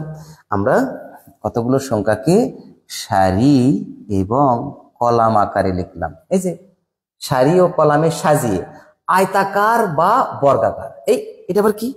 আয়তাকার বর্গাকার কি? ও হ্যাঁ, তাই তো। এই যে দেখেন, সারি সারি, কলাম কলাম কলাম। বলেন তো, এটা যদি আমরা যোগ করে দেই, দেখতে কার মতো লাগতেছে? আয়তাকার। তাহলে এটা আয়তাকার। আর এটাকে যদি যোগ করে দিই, দেখো এটা কেমন লাগছে, এটা যোগ করে দিলে এরকম বর্গাকার হয়ে যাবে, তাই না? অর্থাৎ যেই ম্যাট্রিক্সের সারি এবং কলাম সমান, এগুলোকে কিন্তু বলা হলো কলাম। কলাম, কলামের বাংলা কি? ও, কলামের বাংলা কলাম। হ্যাঁ, এই না তো, কলামের বাংলা তো কলাম না। কলামের বাংলাতে স্তম্ভ। এই যে স্তম্ভ, স্তম্ভ, স্তম্ভ, কলামের বাংলা স্তম্ভ। তাহলে আমরা কি বলবো? আমরা কিন্তু বলি না ওদের ভাষায় না কলম করেছে, কলম করেছে। আসলে কলম না, ওটা কলাম। আমরা কিন্তু আমাদের দেশের যে শ্রমিকেরা আছে, তারা কাজ করে, তারা কিন্তু অনেক ইংরেজি শব্দ ইউজ করে, এবং সেটা কিন্তু বাংলা ভাষা হিসেবে আমরা বুঝি। ওটা বাংলা বলতে আর বুঝি না। যেরকম স্তম্ভ, আপনি বলেন না কেন ওদের ভাষায় স্তম্ভের কাজ হচ্ছে, কিসের কাজ হচ্ছে? স্তম্ভ, এটা কি? ও, তাহলে যদি বলেন ওদের ভাষায় হচ্ছে কলামের কাজ হচ্ছে, তাহলে ও কলমের কাজ বোঝে, ঠিক আছে না? তাহলে এটা স্তম্ভ, এটা স্তম্ভ। তাহলে স্তম্ভর ইংরেজি হচ্ছে কলাম, কলাম। তাহলে আমরা এটাকে লিখি রো নাম্বার 1, সারি 1, সারি 2, আর হচ্ছে সারি 3। এটাকে লিখি কলাম 1, কলাম 2 আর কলাম 3। তাহলে কি বুঝলাম আমরা? কতগুলো সংখ্যাকে সারি এবং কলাম আকারে সাজিয়ে আয়তাকার এবং বর্গাকার। এটা সারি কত বাবু? দেখেন তো, সারি এবং কলাম কিন্তু এখানে সমান, তাই না? আর এখানে কি? সারি এবং কলাম কিন্তু অসমান। সারি এবং কলাম অসমান। তাহলে যে ম্যাট্রিক্সের সারি এবং কলাম সমান তাকে বর্গ ম্যাট্রিক্স বলে। আর যে বর্গাকার, বর্গাকার, ওই যে বর্গাকার বলছে। আর যে ম্যাট্রিক্সের সারি এবং কলাম অসমান তাকে কি বলা হবে? তাকে আয়তাকার। এই যে আয়তাকার বলছে। তাহলে কতকগুলো সংখ্যাকে যদি সারি ও কলামে সাজিয়ে আয়তাকার বা বর্গাকার বিন্যাস পাওয়া যায়, তবে এই ধরনের বিন্যাসকে কি বলা হয়? ম্যাট্রিক্স বলে। ক্লিয়ার এখন? তাহলে ম্যাট্রিক্সের সাধারণত 3টা চিহ্ন দ্বারা প্রকাশ করা হয়। কিরকম দেখেন, আমরা যদি এখানে লিখি 2 আর 3, 4 আর 5, এটাও লিখতে পারি আমরা, বা 2 3 4 5 এটাও লিখতে পারি আমরা, তাই না? বা আমরা লিখতে পারি 2 3 4 আর 5 এটাও লিখতে পারি আমরা, তাই না? দুটি সমান্তরাল চিহ্ন একসঙ্গে থাকে। তাহলে এটাও ম্যাট্রিক্স সিম্বল, এটাও ম্যাট্রিক্স সিম্বল, এটাও ম্যাট্রিক্স সিম্বল। এই ম্যাট্রিক্স সিম্বলটা খুবই কম ইউজ হয়, তবে আমরা যেন এই ম্যাট্রিক্স সিম্বলটা মনে রাখি, কারণ অনেক সময় আমাদের অ্যাডমিশন পরীক্ষাগুলোতে থাকে এগুলো। হ্যাঁ, তাহলে ফার্স্ট ব্র্যাকেট, থার্ড ব্র্যাকেট আর দুটো প্যারালাল সিম্বল একসঙ্গে থাকলে সেটা ম্যাট্রিক্স চিহ্ন হয়। তাহলে আমরা শিখলাম ম্যাট্রিক্স চিহ্ন। এটা এখানে বলে দেওয়া আছে, প্রথম বর্ণ, তৃতীয় বর্ণ, দুটি উলম্ব দাগ রেখা দ্বারা লেখা হয়। এখন দেখেন, ওই যে আমি বললাম না যে বিয়ের আগে ছেলেদেরকে বাবারা বলে বাবা, বিয়ের পরে বলে জামাই বাবা, মেয়েদেরকে বিয়ের আগে বলে মা, আর বিয়ের পরে বলে বৌমা। ঠিক একই ভাবে এখানে আমি সংখ্যা ব্যবহার করেছি, তাই না? সংখ্যা ব্যবহার করলাম কিন্তু এখানে, তাই না? এখানে সংখ্যা ব্যবহার করলাম। আর এখানে এসে ওই সংখ্যাগুলোকে যখন ম্যাট্রিক্সের মধ্যে আমরা নিলাম, এই সংখ্যাগুলোকে আর সংখ্যা বলা যাবে না, এইগুলোকে বলতে হবে ভুক্তি। মানে এই আমার নাম একটু এন্ট্রি করো, এন্ট্রি করো। এই ভুক্তি নিজে হচ্ছে এন্ট্রি, তাহলে এটাকে এন্ট্রি বলতে হবে, নট নাম্বার এলিমেন্ট, এন্ট্রি। এই যে এন্ট্রি, এন্ট্রি, এই যে এন্ট্রি লেখা আছে। আর এই যে এখানে যে সংখ্যাগুলো লেখা আছে এটাকে নাম্বার বলতে পারে, নাম্বার বা সংখ্যা বা উপাদানও বলা যায়, উপাদান বা এলিমেন্ট, এলিমেন্ট বলতে পারি আমরা। তাহলে আমরা বুঝলাম যে ম্যাট্রিক্সের ব্যবহার করার পূর্বেই এদেরকে সংখ্যা বলা হবে বা উপাদান বলা হবে, আর ম্যাট্রিক্সের মধ্যে আসলেই তাদেরকে ভুক্তি বলতে হবে। প্রশ্ন করবেন না কেন? কেন? উত্তরটা হলো উপাদান বা সংখ্যার মান আছে কিন্তু ভুক্তির কোনো মান নাই। কারণ বলেন আমার নামটা একটু এন্ট্রি করো, এন্ট্রি করো, তো ওর নামটা এন্ট্রি করো মানে কি? ওটা একটা এন্ট্রি করো মানে ওটা একটা কাজ করা বোঝাচ্ছে, ওটা একটা এন্ট্রি করো মানে অন্তর্ভুক্ত করো, অন্তর্ভুক্ত করো, এটা বোঝাচ্ছে। আর কি অন্তর্ভুক্ত করো? এই যে 4 সংখ্যাকে অন্তর্ভুক্ত করো, এই যে 4 সংখ্যাকে অন্তর্ভুক্ত, এদের ভুক্তি, তাহলে অন্তর্ভুক্ত হয়ে গেছে, এজন্য ভুক্তি। তাহলে আমরা দেখলাম আমাদের এই ভুক্তিগুলো কাকে বলা হয়, ম্যাট্রিক্স স্যাম্পল করার সেটা আমরা শিখলাম, ম্যাট্রিক্স কাকে বলে সেটা আমরা শিখলাম। তাহলে এবার আমরা চলে যাব ইনশাল্লাহ, এবার আমরা চলে যাব আমাদের ম্যাট্রিক্সের সারি ও কলামকে অলরেডি আলোচনা হয়ে গেছে এটা, তাই একটু দেখি ম্যাট্রিক্সের সারি কি। আয়তাকার এবং বর্গাকার যে বিন্যাস আমরা করলাম, এই আনুভূমিক বরাবর, এটা কি ভূমি বরাবর না, এই আনুভূমিক বরাবর যেই সংখ্যাগুলোকে আমরা আয়তাকার মানে সাজাই আনুভূমিক বরাবর, তাদেরকে সারি বলে, কিছুক্ষণ আগে বললাম। এবং আনুভূমিকের মানে ভূমির সমান্তরাল বরাবর, ভূমির সমান্তরাল বরাবর সাজানো হয়, ভূমির সমান্তরাল সমান্তরাল, তাকে কি বলা হবে, সারি। এবং ভূমির উপর লম্ব বরাবর যেটা সাজানো হয় তাকে বলা হবে কলাম। তাহলে এটা হচ্ছে রো, রো, আর হচ্ছে কলাম, এটা কলাম, তাই না? কলামের বাংলা কি বললাম আমরা, কিন্তু কলামের বাংলা কলামই লিখি, তাই না, স্তম্ভ হয় আসে। তাহলে আমরা যদি পরীক্ষা আসে সারি কাকে বলা হয়, ভূমির সমান্তরাল বরাবর সংখ্যাগুলোর সাজানো রূপকে বলা হয় সারি, এবং ভূমির উপর লম্ব বরাবর সাজানো সংখ্যাগুলোকে করতে কি বলা হয়, কলাম বা স্তম্ভ। তাহলে আমরা দেখলাম উলম্ব রেখা বা লম্ব রেখা, আনুভূমিক রেখা বা ভূমির সমান্তরাল রেখা। তাহলে আমরা সারি এবং কলাম সঙ্গে শিখলাম। এটা একটা কথা বলি, মেয়েরা শাড়ি পরে নিজে এরকম লঙ্গি, সারি সারি সারি, আর কলাম মানে এদের লঙ্গি মানে এরকম এদিকে থাকে, কলাম কলম, এই যে বাসাতে যে কলম তোলে নাকি বিল্ডিং করার সময়, তাই না, এটা কলম বলে, কিন্তু এটার নাম হচ্ছে কলাম। তাহলে আমরা দেখলাম, এবার আমরা দেখবো যে আমরা কয়েকটি গুরুত্বপূর্ণ তথ্য অলরেডি শিখছি, তা একটু দেখে নেই। হ্যাঁ, যেগুলো আমরা বললাম এতক্ষণ প্যাক করে যেগুলো বললাম সেগুলো একটু দেখি। এটা দেখেন, ম্যাট্রিক্সকে থার্ড ব্র্যাকেট, ফার্স্ট ব্র্যাকেট বা দুটি প্যারালাল সিম্বল একত্রিত হিসেবে ব্যবহার করা যায়। ম্যাট্রিক্সের ভুক্তিকে উপাদান বলা যাবে না, যেটা কিছুক্ষণ আগে বললাম, ম্যাট্রিক্সের ভুক্তিকে কখনো উপাদান বলা যাবে না, উপাদান বলা যাবে না। তাহলে এখন দেখেন, ম্যাট্রিক্সের ভুক্তিকে উপাদান বলা যাবে না। ম্যাট্রিক্সের কোনো মান নেই, ম্যাট্রিক্সের কি নাই, কোনো মান নেই, এটি নিজে কোনো রাশি নয়। তাহলে ম্যাট্রিক্স নিজে কোনো রাশি নয়, যেরকম গিলাস পান করার জিনিস নয়, মানে পান করার উপযোগী নয়, কিন্তু গিলাসের সাহায্যে পান করা হয়। শুধুমাত্র তথ্য বা সংখ্যা রেখা সাজানো রূপ, এটা শুধুমাত্র সাজানো রূপটা হচ্ছে কি বলেন, ম্যাট্রিক্স। এখন চলে যান, আপনারা পুচ্চু ক্লাসে 9-10 শিখে আসছেন কিন্তু, তাই না, কি শিখে আসছেন 9-10, যে সেট গুলোকে চিহ্ন কি দ্বারা প্রকাশ করা হয়, সেট গুলোকে capital letter A B C, সেটের নামগুলোকে ক্যাপিটাল লেটার, এবং সেটের ভিতরে যে উপাদানগুলো থাকে সেগুলোকে কি প্রকাশ করেছি আমরা, স্মল লেটার দ্বারা প্রকাশ করছি, তাই না। তাহলে ঠিক একইভাবে ম্যাট্রিক্সের নামগুলোকে আমরা ক্যাপিটাল লেটার দ্বারা প্রকাশ করব, এবং ম্যাট্রিক্সের মধ্যে যে এন্ট্রিগুলো আছে, ভুক্তিগুলো আছে, সেগুলোকে আমরা স্মল লেটার দ্বারা প্রকাশ করবো, ঠিক আছে, L M N P Q এবং আর। ওকে, তাহলে আমরা দেখলাম যে ম্যাট্রিক্সের আমাদের যে ম্যাট্রিক্সের মধ্যে যে সংখ্যাগুলো ব্যবহার করা তাকে ভুক্তি বলা হলো, এবং ব্যবহার করার পূর্বেই সেগুলো সংখ্যা ছিল। তাহলে ভুক্তিগুলোকে স্মল লেটার এবং ম্যাট্রিক্সের নামগুলোকে ক্যাপিটাল দ্বারা প্রকাশ করা হবে। ক্লিয়ার, বুঝতে পারছেন, like that as a set. Okay, তাহলে আমরা দেখলাম যে ম্যাট্রিক্সের কিছু গুরুত্বপূর্ণ কথা। এবার আমরা চলেন পরের আইটেম একটু দেখি, কি পরের আইটেম আছে একটু দেখে নিই, কি আছে একটু দেখি। এবার আমরা যাব আমরা ম্যাট্রিক্সের, এবার আমরা শিখবো ঘটনাটা। তাহলে চলেন, ম্যাট্রিক্সের মাত্রা বা আকার, অর্ডার অফ আ ম্যাট্রিক্স, এটা একটা most important item, most important item. তাহলে ম্যাট্রিক্সের মাত্রা কি, আমরা কিন্তু বলছি মাত্রা, আমরা বুঝি মাত্রা হচ্ছে দৈর্ঘ্য প্রস্থ উচ্চতা। হ্যাঁ, ম্যাট্রিক্সের দৈর্ঘ্য প্রস্থ উচ্চতা হয়ে আছে, ও তাহলে তো এটা নাই। তাহলে দেখেন, নাম কিন্তু আলাদা মাত্রা, কিন্তু শব্দটা ব্যবহারের উপরে স্থান ভেদে মিনিংটা হয়ে যায় আলাদা। তাহলে ম্যাট্রিক্সে আমরা দেখলাম যে এই মাত্রা হলো, আমরা জানি ঘনবস্তুর মাত্রা দৈর্ঘ্য প্রস্থ এবং উচ্চতা, আর সেটা যখন আমরা ম্যাট্রিক্সে ব্যবহার করছি তখন সেই দৈর্ঘ্য প্রস্থ উচ্চতা থাকে না, তখন এখানে মাত্রা বলতে আমরা বুঝতে পারছি সারি এবং কলাম সংখ্যা। তাহলে দেখা গেল যে যদি একটা ম্যাট্রিক্সের, এখানে দেখেন সারি কয়টা আছে, এই ম্যাট্রিক্সের সারি এখানে আছে 3টা 1 2 3, এবং কলাম সংখ্যা আছে 2টা। তাহলে এই ম্যাট্রিক্সের মাত্রা হলো 3/2।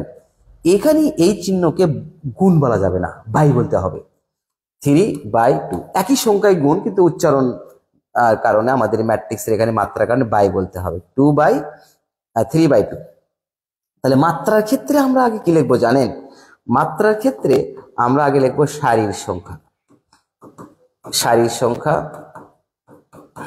বাই কলাম সংখ্যা, সারির সংখ্যা বাই কলাম সংখ্যা। তাহলে এই ম্যাট্রিক্সের মাত্রা কত হচ্ছে? এই ম্যাট্রিক্সের মাত্রা হচ্ছে 3/2, তাই না?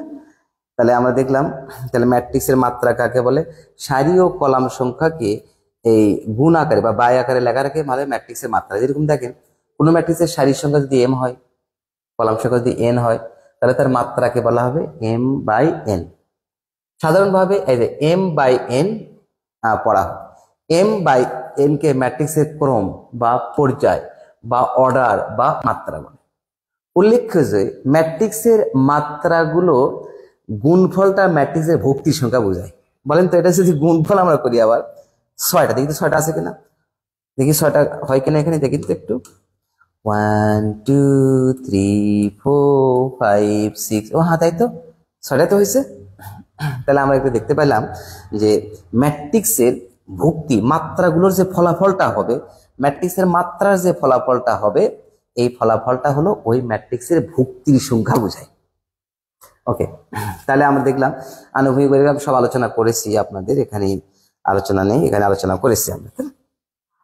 এখন চলেন আমরা, এবার বলছে 3/3 অর্ডারের একটা ম্যাট্রিক্স যদি হয়, তাহলে সারি কয়টা আছে এখানে বলেন?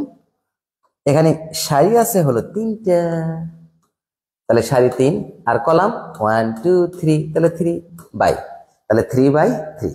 তাহলে আমরা দেখলাম যে এখানে 3/3 অর্ডারের ম্যাট্রিক্স।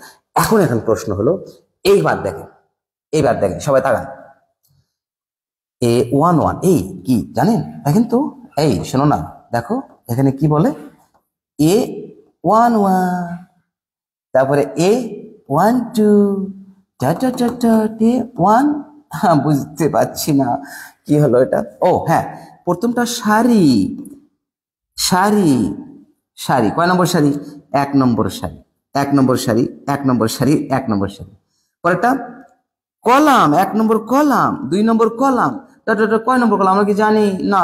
সারি 1 নম্বর, কিন্তু কলাম কয় নম্বর তো জানি না। সারি 1, তাহলে কলাম ধরলাম আমরা n। এর মাঝে 2 হয়, 2 হয়, তাহলে কলাম হবে এই পর্যন্ত। এর মাঝে 1 হয়, তাহলে একটা, এর মাঝে 3 হলে একটা বাড়বে, এরকম। কিন্তু সারি 1, এটা ক্লিয়ার, লাউডলি এবং ক্লিয়ার। এবার দেখেন A21, 2 নম্বর সারি, 1 নম্বর কলাম। দেখেন তো সারি কত? 2 নম্বর সারি, 2 নম্বর সারি, 2 নম্বর সারি, কলাম কত? 1, কলাম 2, কলাম n। এবার বলেন তো দেখি, একবার ডট ডট খারাপ, আরেকবার দেন। সারি কত? 1 নম্বর সারি, 2 নম্বর সারি জানি না, m নম্বর সারি, 1 নম্বর কলাম।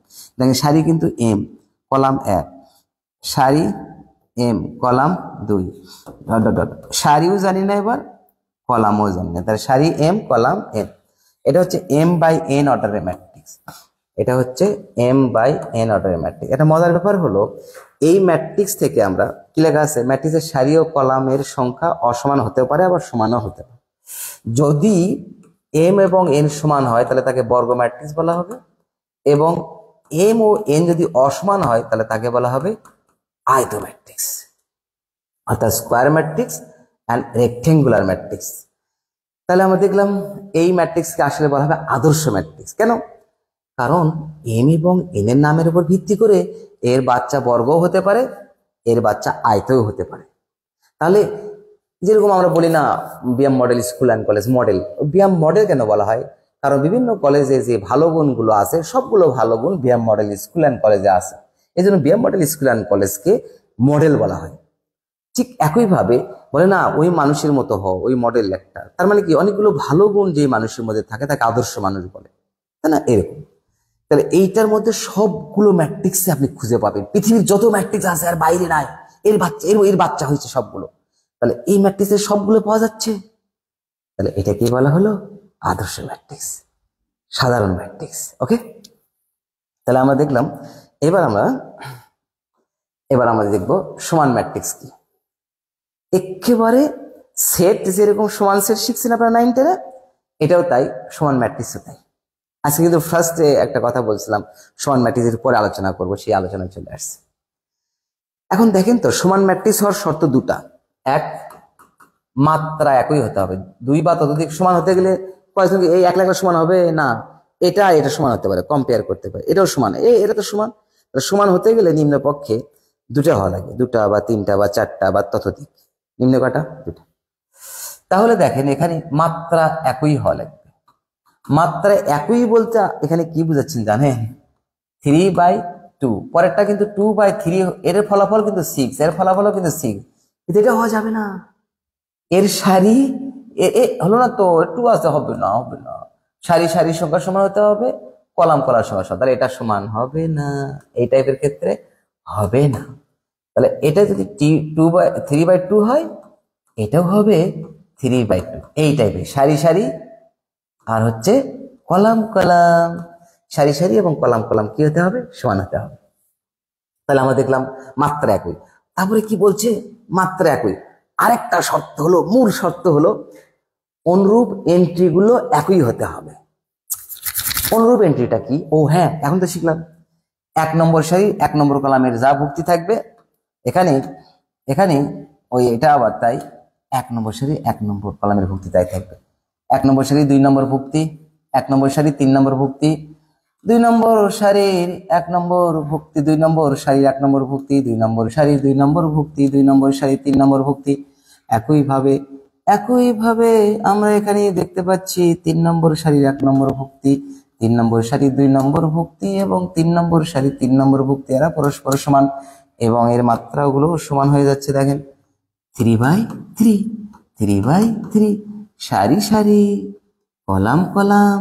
তাহলে সারি সারি কলাম কলাম সমান হলে এরা কি হচ্ছে? এরা হচ্ছে সমান ম্যাট্রিক্স। তাহলে সমান ম্যাট্রিক্সের সংজ্ঞা হলো দুটো ক্ষেত্রে, 2 বা ততোধিক ম্যাট্রিক্সের মাত্রা একই, অর্থাৎ সারির সংখ্যা সমান হওয়া লাগবে, কলাম সংখ্যা সমান হওয়া লাগবে, এবং অনুরূপ ভুক্তিও যদি একই হয়, একই হতে হবে অনুরূপ ভুক্তি, তাহলে তারা কি হবে? সমান ম্যাট্রিক্স, তাছাড়া কখনো হবে না। এই যে কথাগুলো আমি বলছি সেটা একটু লেখা আছে এখানে, যে ভুক্তিকে উপাদান বলা হতো, কিন্তু সাম্প্রতিক উপাদান শব্দটি কেবলমাত্র সেটের ক্ষেত্রে প্রযোজ্য হয়। ম্যাট্রিক্স কোনো সেট নয়, বরং ভুক্তিগুলির সজ্জিত সমাহার, অর্থাৎ ম্যাট্রিক্স একটি স্বাধীন সত্তা। এই জন্য ম্যাট্রিক্সের এগুলোকে উপাদান বলা যাবে না, কি বলতে হবে? ভুক্তি বলতে হবে। কেন ভুক্তি বলা হয়? যে নোট আকারে দিয়েছি এখানে দেখেন, যেটাকে কেন ভুক্তি বলতে হবে, কেন আমরা উপাদান বলতে পারবো না, এটা ক্লিয়ার কনসেপ্ট। এবার দেখা যাক কিছু কমেন্টস দেখি। আপনারা কমেন্ট সেকশনে আসেননি? একটু কমেন্টস লেখেন, অনেকগুলো কমেন্টস, আমরা কমেন্টস গুলো দেখি। আপনারা কমেন্টস লিখতে থাকেন, দেখা যাক কোনো কিছু জানতে চাচ্ছেন কিনা, বা আরো কোনো কিছু আছে কিনা, সবগুলো আপনার বলতে পারেন, যে কোনো কিছু বলতে পারেন।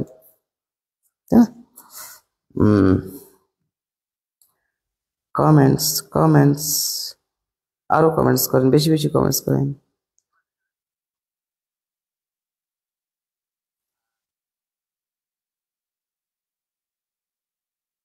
ওকে, অনেকে দেখতেছেন।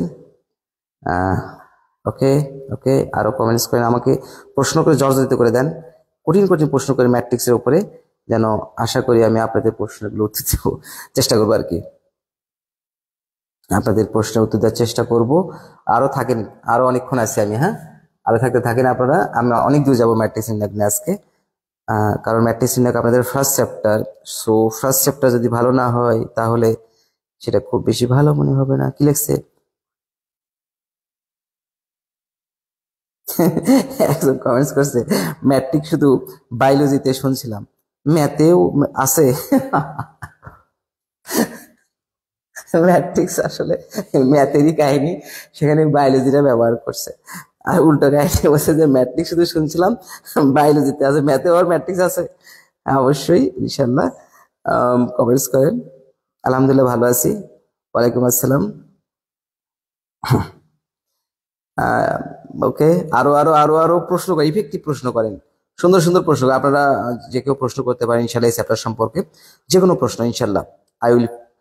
I will try with my best answer to your question, so no problem, I will try.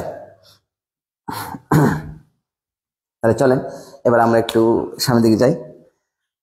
চলেন, সমান ম্যাট্রিক্স সম্পর্কে আমাদের আইডিয়া হলো, এবার আমরা চলে যাব এবার হলো ম্যাট্রিক্সের যোগ এবং বিয়োগ।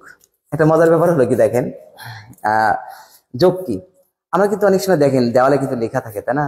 দেওয়ালে লেখা থাকে অমুকের নাম যোগ টমুকের নাম, অমুক অমুক যোগ টমুক টমুক।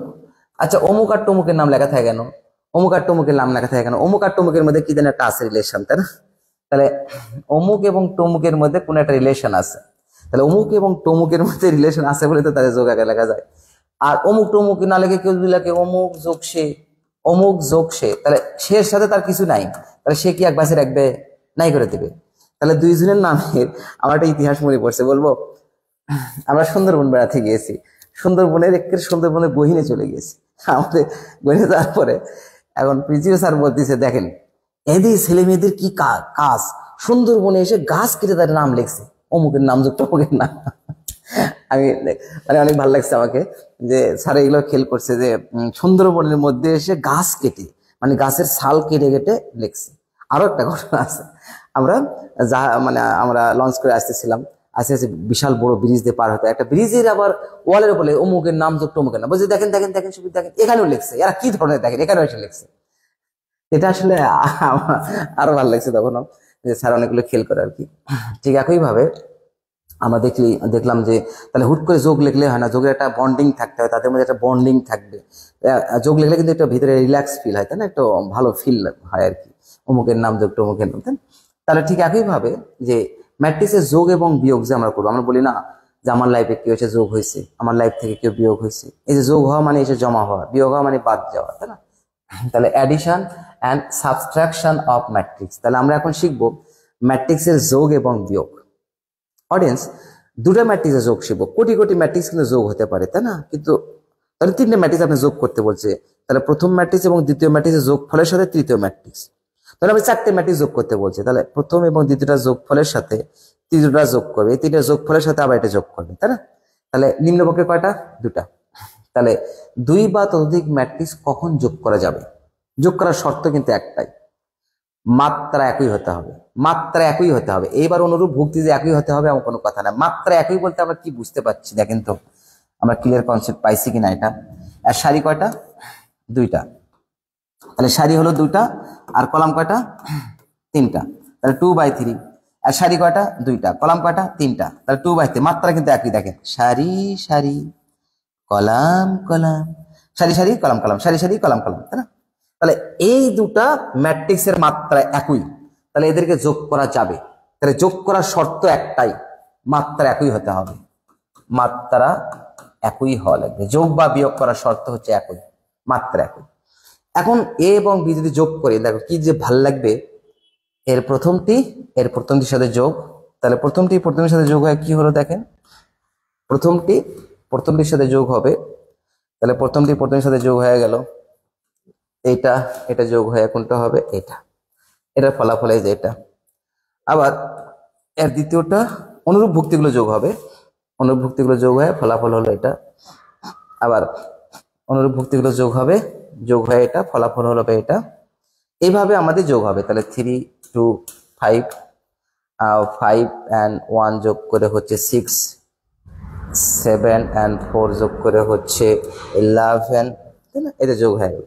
এখন বিয়োগ একই কাহিনী কিন্তু ঘটবে, তাই না? বিয়োগের ক্ষেত্রে একই কাহিনী ঘটবে। দেখেন বিয়োগের ক্ষেত্রে কি হচ্ছে, প্রথম এবং দ্বিতীয়টা যদি বাদ দেওয়া হয় তাহলে আমাদের 2 হবে, এসে 2। এবার এই এন্ট্রি এবং এটা যদি বাদ দেওয়া হয় তাহলে আর 6 - 4 মানে কত হবে? 2 হবে। তারপরে 8 থেকে যদি আমরা 6 বাদ দিই তাহলে কত হবে? 8 থেকে 6 বাদ দিলে হবে 2। এবার যদি 3 থেকে আমরা 2 বাদ দিই তাহলে কত হবে? 3 থেকে 2 বাদ দিলে 1। আবার 5 থেকে যদি 1 বাদ দিই তাহলে কত হবে? 4। এবার 7 থেকে যদি 4 বাদ দিই তাহলে কত হবে আমাদের? 3। তাহলে আশা করি ক্লিয়ার। এটা যোগ বিয়োগ কিছু না, যোগ বিয়োগ আমাদের জেনারেল মতোই যোগ বিয়োগ, সো এটা খুব ইজি আইটেম। তাহলে আমরা যোগ বিয়োগ শিখলাম। এবার ম্যাট্রিক্সের স্কেলার গুণিতক কি? এই দেখেন একটা কথা আসছে, এবার স্কেলার ম্যাট্রিক্সে আবার স্কেলার গুণিতক কি? ধরেন ম্যাট্রিক্সের স্কেলার মানে কি? যার শুধু মান আছে। ও এখন তো শিখলাম ম্যাট্রিক্সের মান নাই। হ্যাঁ ঠিকই তো বলছি, ম্যাট্রিক্সের মান নাই, তাহলে স্কেলার গুণিতক যে স্কেলারের মান, হ্যাঁ হতে পারে, কারণ ম্যাট্রিক্স হচ্ছে ম্যাট্রিক্স, তার সাথে স্কেলার থাকবে, তাহলে স্কেলার আলাদা, স্কেলার গুণিতক। আর গুণিতক কি বুঝি? ধরেন 5 এর গুণিতক কি? 5 এর গুণিতক কি কি হচ্ছে? 5 এর গুণিতক হবে, 5 এর গুণিতক কি? 5 × 1 = 5। 5 এর গুণিতক 5 × 2 = 10। 5 ইন্টু 3 সমান 15, 5 ইন্টু 4 সমান, সরি হ্যাঁ 4 সমান 20। এইভাবে গুণিতকের কখনো শেষ নেই। গুণিতক মানবদের সর্ববৃহৎ কোষ কোনটি? ত্বক। তাহলে গুণিতক মানে বেশির দিকে যাবে, বেশি, কখনো শেষ হবে না, চলতেই থাকবে বেশি। গুণিতক, ত্বক, মানবদেহের সর্ববৃহৎ কোষ কোনটি? ত্বক। তাহলে বেশির দিকে যাবে, এটা কোনো কম হবে না, তাহলে বেশির দিকে যাবে গুণিতক। তাহলে এইবার দেখেন ম্যাট্রিক্সের গুণিতকটা কি। ধরেন আপনি আপনার বাসার জন্য কি করলেন, আপনি আপনার বাসার জন্য কিছু ফ্রুটস কিনলেন, আর বাজারে গিয়ে দেখলেন এই ফ্রুটসের পরিমাণ আপনি কিনলেন হচ্ছে apple, banana, orange, strawberry, guava and some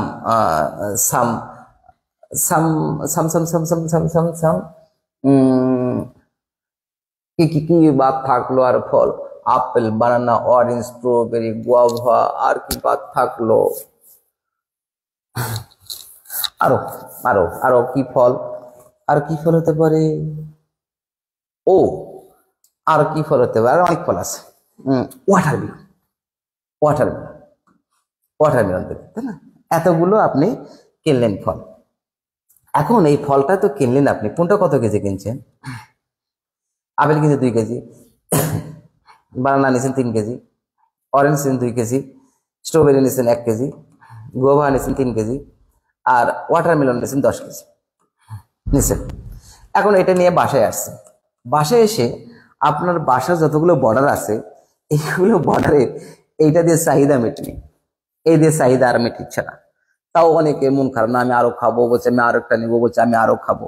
তো এই চাহিদাগুলো মেটানোর জন্য এখন কি করা হচ্ছে, এই চাহিদাগুলো মেটানোর জন্য আপনি চিন্তা করবেন, তাহলে আমার পরের দিন, তাহলে আমার পরের যে বাজারে আপনি যাবেন, সেই বাজারে অবশ্যই চিন্তা করবেন যে কতদিন আমি যা বাজার করছি তার থেকে আমার কিছু একটু বেশি নিতে হবে। ও এটা হচ্ছে গুণিতক, এই যে গুণিতক। তাহলে আপনি চিন্তা করলেন পরের দিন বাজারে যে আপনি করবেন কি,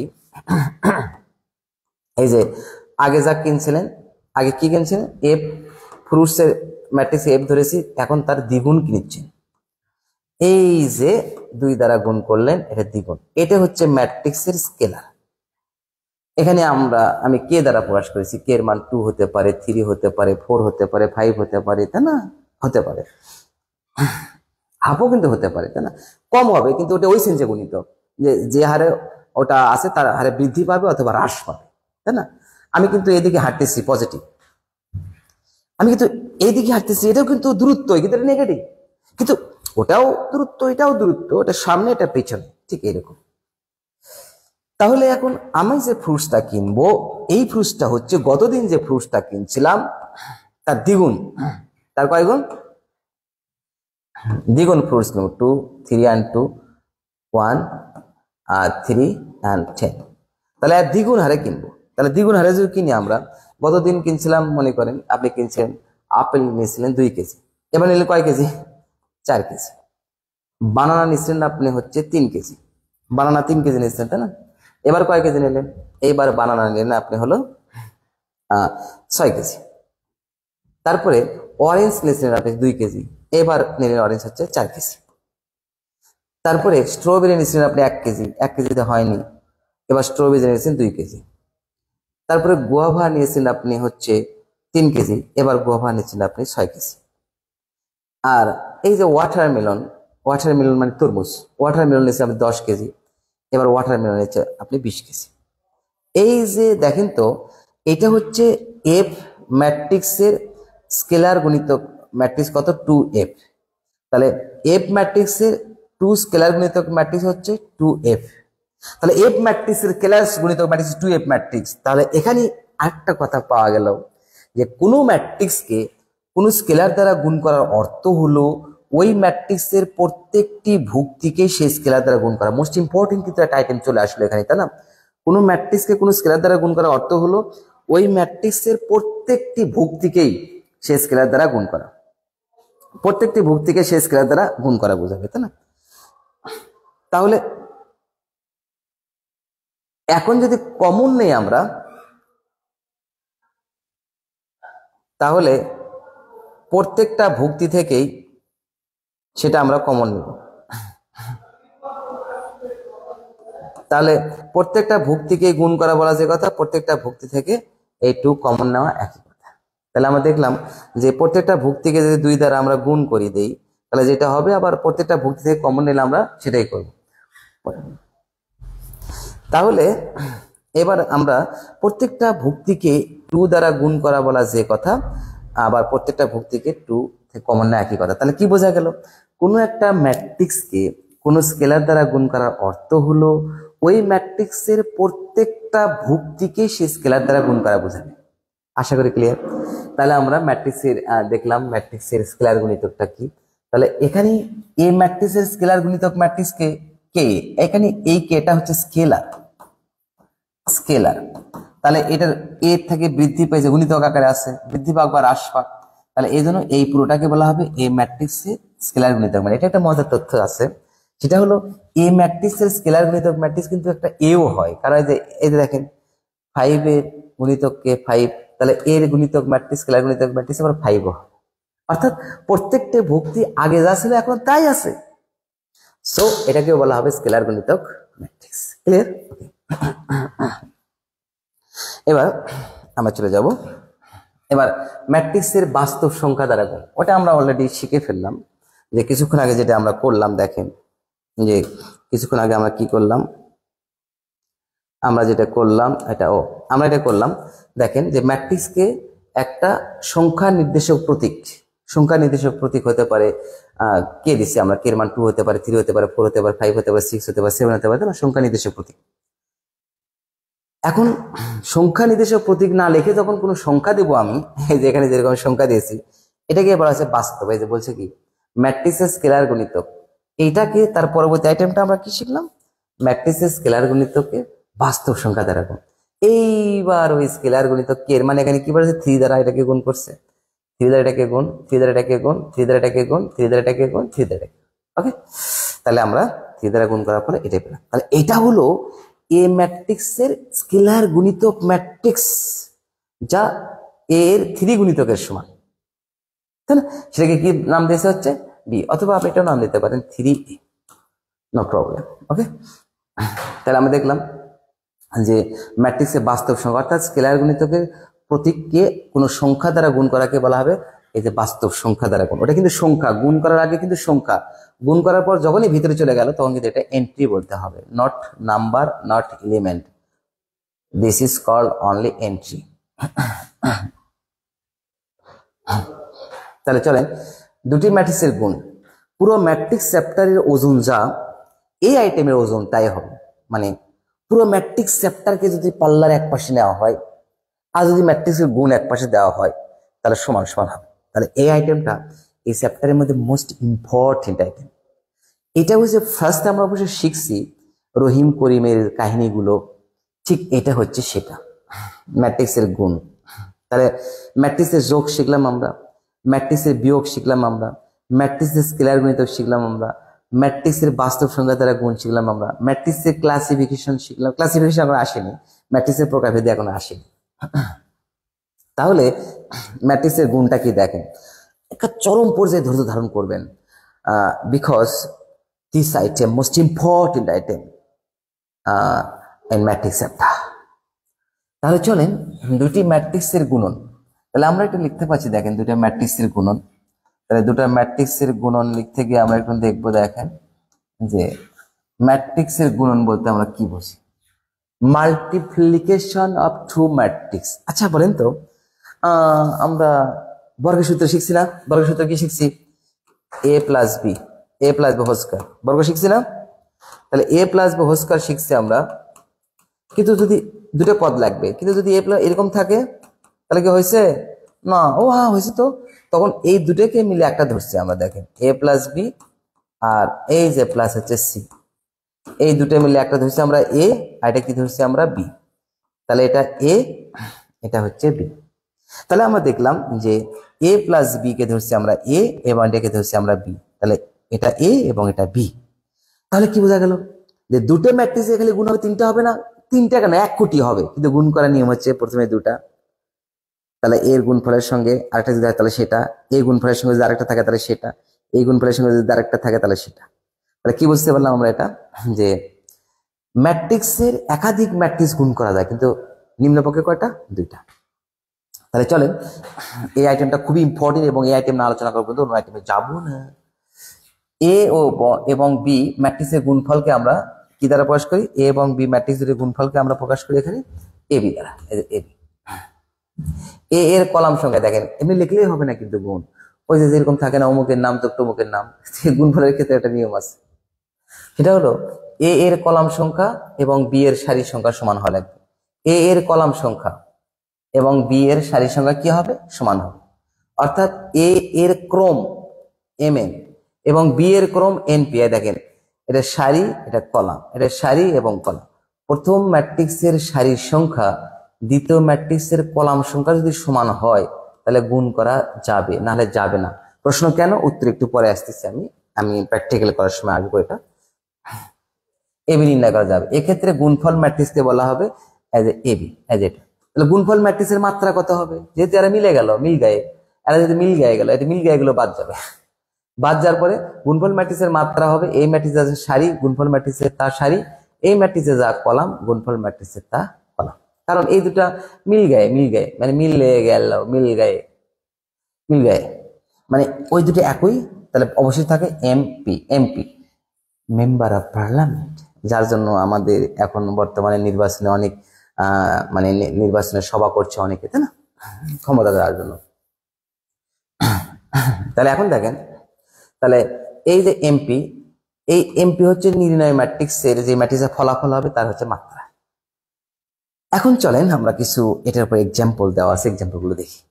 যদি এবি নির্ণয়যোগ্য হয় তবে এ ম্যাট্রিক্সের আয়তম, ওটা আমাদের এগুলো যাওয়ার দরকার নেই। চলে আমি একটু প্র্যাকটিক্যালে যাব। হ্যাঁ, একটু প্র্যাকটিক্যালে যাবো আপনাদেরকে। ম্যাট্রিক্সের গুণন এটা একটু দেখি।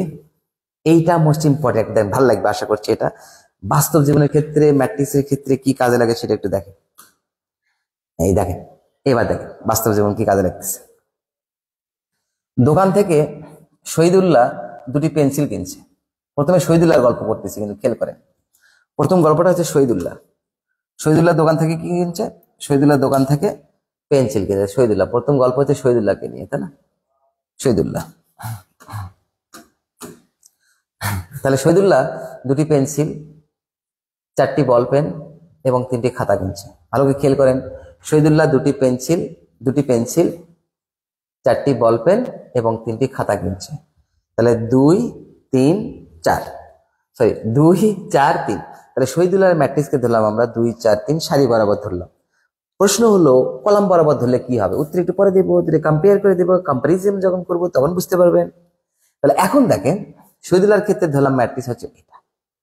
এখানে বলছে কি জানেন, তার এই পণ্যগুলো ম্যাট্রিক্স আকারে লিখলে দাঁড়ায় এটা, বলে দেওয়া হয়েছে এটা ম্যাট্রিক্স আকারে লিখলে এটা হয়। এবার প্রতিটি পেন্সিলের দাম 12 টাকা। তাহলে একটা পেন্সিলের দাম কত টাকা? 12 টাকা। একটা বল পেনের দাম 5 টাকা। তাহলে একটা পেন্সিলের দাম যদি 12 টাকা হয়, তাহলে সে দুটো পেন্সিল কিনছিল, দুটো পেন্সিলের দাম কত টাকা? 12 গুণ 2 সমান 24 টাকা। একটি বল পেনের দাম হচ্ছে 5 টাকা, তাহলে 4টি বল পেন কিনছিল কত টাকা দিয়ে? 4 × 5 = 20 টাকা, 20 টাকা। একটি খাতা কিনছিলেন 20 টাকা দিয়ে, তাহলে 3টে খাতা 20 × 3 = 60। টোটাল টাকা কত? এই যে গুণ ফলগুলোর যোগ, তাই না? এই যে যোগ। তাহলে তোর ম্যাট্রিক্সের মান নাই। তাহলে ওই যে বলছে চকলেট খাওয়ার সময় খোসা তুমি সরো, চকলেটে বিচি খেয়ে নিবা, এসে চকলেটে বিচি খেয়ে নিলাম, তাহলে খোসা সরে গেল। তাহলে এখানে মোট মূল্য হলো সারির প্রথম ভক্তির সাথে কলামের প্রথম ভক্তির গুণফল। এখন এখানে মজা দেখেন, আমি একটু আলোচনা করি, একটু শোনেন। এটা কি ছিল বলেন তো? এটা ছিল পেন্সিলের দাম, পেন্সিলের সংখ্যা। এটা ছিল বল পেনের সংখ্যা। এটা ছিল খাতা। যদি আমি এই ম্যাট্রিক্সটাকে আমি যদি দেখেন, এটা ভালো লাগবে আশা করছি। এই ম্যাট্রিক্সটাকে যদি আমি এই বরাবর ফেলে দেই, তাহলে এটা কার দাম ছিল? এটা 12 টাকা হচ্ছে পেন্সিলের দাম। তাহলে পেন্সিলের দাম কত টাকা ছিল? 12 টাকা। তারপরে বল পেনের দাম ছিল 5 টাকা। তারপরে খাতার দাম ছিল হচ্ছে 20 টাকা। তাহলে দেখুন, পেন্সিলটা পেন্সিলের উপরে গেল, বল পেনটা বল পেনের উপরে যাবে, আর এই খাতাটা খাতার উপরে যাবে। যদি আমরা এই দিক করে এটা ফেলে দেই, তাহলে দেখছেন খাতা যাবে কার দামের উপরে, খাতা যাবে পেন্সিলের দামের উপরে, কিন্তু এই বেড়া মাঝে যেটা সেটা মাঝেই থাকবে, আর এই যে এই পেন্সিলের দাম যাবে তখন এই যে আমাদের খাতার উপরে। এখান থেকে একটা কিন্তু কাহিনী বোঝা গেছে বাস্তব লাইভে। দেখেন, আমাদের সমাজে যখন বিভিন্ন ধরনের সমস্যা বেড়ে যায়, ধরেন আমাদের পরিবারের মধ্যে ধরেন গন্ডগোল, পাড়া প্রতিবেশীর সাথে গন্ডগোল, আপনাদের কলিগদের সাথে গন্ডগোল, এইগুলো গন্ডগোলের ক্ষেত্রে কি করবেন তার ম্যাট্রিক্স আপনি বুঝে দিচ্ছে। আপনার কোনো ক্ষতি হবে না এই ম্যাট্রিক্স ফলো করলে, যা আমরা ফলো করতে পারিনি বলে অনেকের জীবনে অনেক দুর্দশা নামে এসেছিল। সেটা হলো যে সবসময় মধ্যম পন্থা অবলম্বন করবেন, মধ্যম মধ্যম। কেন? কারণ আপনি দেখেন, এটা এদিক করে দিলেও মধ্যমটা ঠিক থাকতেছে, এটা উল্টে দিয়ে দিলেও মাঝেরটাই ঠিক থাকতেছে। তাহলে মধ্যম পন্থা অবলম্বন করার অর্থ এই নয় যে ওর কথা ওকে বলা, ওর কথা কি বলা, না। মধ্যম পন্থা অবলম্বন করার অর্থ হলো মাঝে মাঝে থাকা এবং যেটা লিগাল দুই পক্ষকে বোঝানো এবং সেটা বোঝাতে সলিউশনে নিয়ে আসা, এটা বলা হচ্ছে মধ্যম পন্থা। কোরআনে উল্লেখ আছে সবসময় মধ্যম পন্থা অবলম্বন করা। এই মধ্যম পন্থা অর্থ এই নয় দুইজনের কাছে এর কথা ওকে দেওয়ার কাছে, তা নয়। এর অর্থ হলো নিরপেক্ষভাবে থাকে, দুই দলকে যে ভুল বোঝাবুঝি হয়েছে সেগুলোকে কারেকশন করে নিয়ে এসে একত্রে করা। কিন্তু আমাদের সমাজে অনেকে দেখি আমরা যে বিভিন্ন জনকে বিভিন্ন কাজে বেঁধে দিয়ে নিজেকে বাঁচার জন্য অনেক কিছু করে দেয়, আর দোষ সব এদেরকে দিয়ে এদের উপর পা ফেলে দিয়ে তারা কি করে, টাকা আর্ন করে। এরা হচ্ছে আমাদের সমাজের মুনাফিক। তাহলে আমরা কাউকে মুনাফিক বলবো না, কি সবাই পৃথিবীতে ভালো, কারণ কে মুনাফিক কে কি এটা আমাদের বলার কোনো এখতিয়ার নেই, সৃষ্টিকর্তা বেশি ভালো বোঝেন। আমি যেটা বললাম এটা সরি, এটা আসলে দুঃখিত, আমি ওভাবে বলতে চাই না। তাহলে চলেন আমরা দেখলাম এখানে মোট মূল্য, তাহলে আমরা কি বললাম, তাহলে কি কি কি কি কি কি শিখলাম আমরা এখানে, দেখি তো চলেন তো এখানে কি কি শিখলাম। এখানে এর মাত্রা কত, 1/3, এর মাত্রা কত 3/1। দেখেন প্রথম ম্যাট্রিক্সের কলাম দ্বিতীয় ম্যাট্রিক্সের সারি সমান, ব্যাস সমান, তাহলে গুণ করা যাবে। আর এই যে গুণফল ম্যাট্রিক্স হবে প্রথম ম্যাট্রিক্সের সারি এবং দ্বিতীয় ম্যাট্রিক্সের কলাম। দেখি তো প্রথম ম্যাট্রিক্সের সারি একটা, দ্বিতীয় কলাম একটা, তাই এর মাত্রা হচ্ছে 1/1। দেখি সারি কটা একটা, কলাম কটা একটাই, হ্যাঁ হয়েছে তো। তাহলে এখন খোসাটা ফেলে দিয়ে শুধুমাত্র 104 টাকা হচ্ছে আমাদের মোট মূল্য। ক্লিয়ার, বুঝতে পারছেন? তাহলে ম্যাট্রিক্সের গুণন সম্পর্কে আমি আরেকটা এক্সাম্পল দেবো, আশা করি আপনাদের ভালো লাগবে।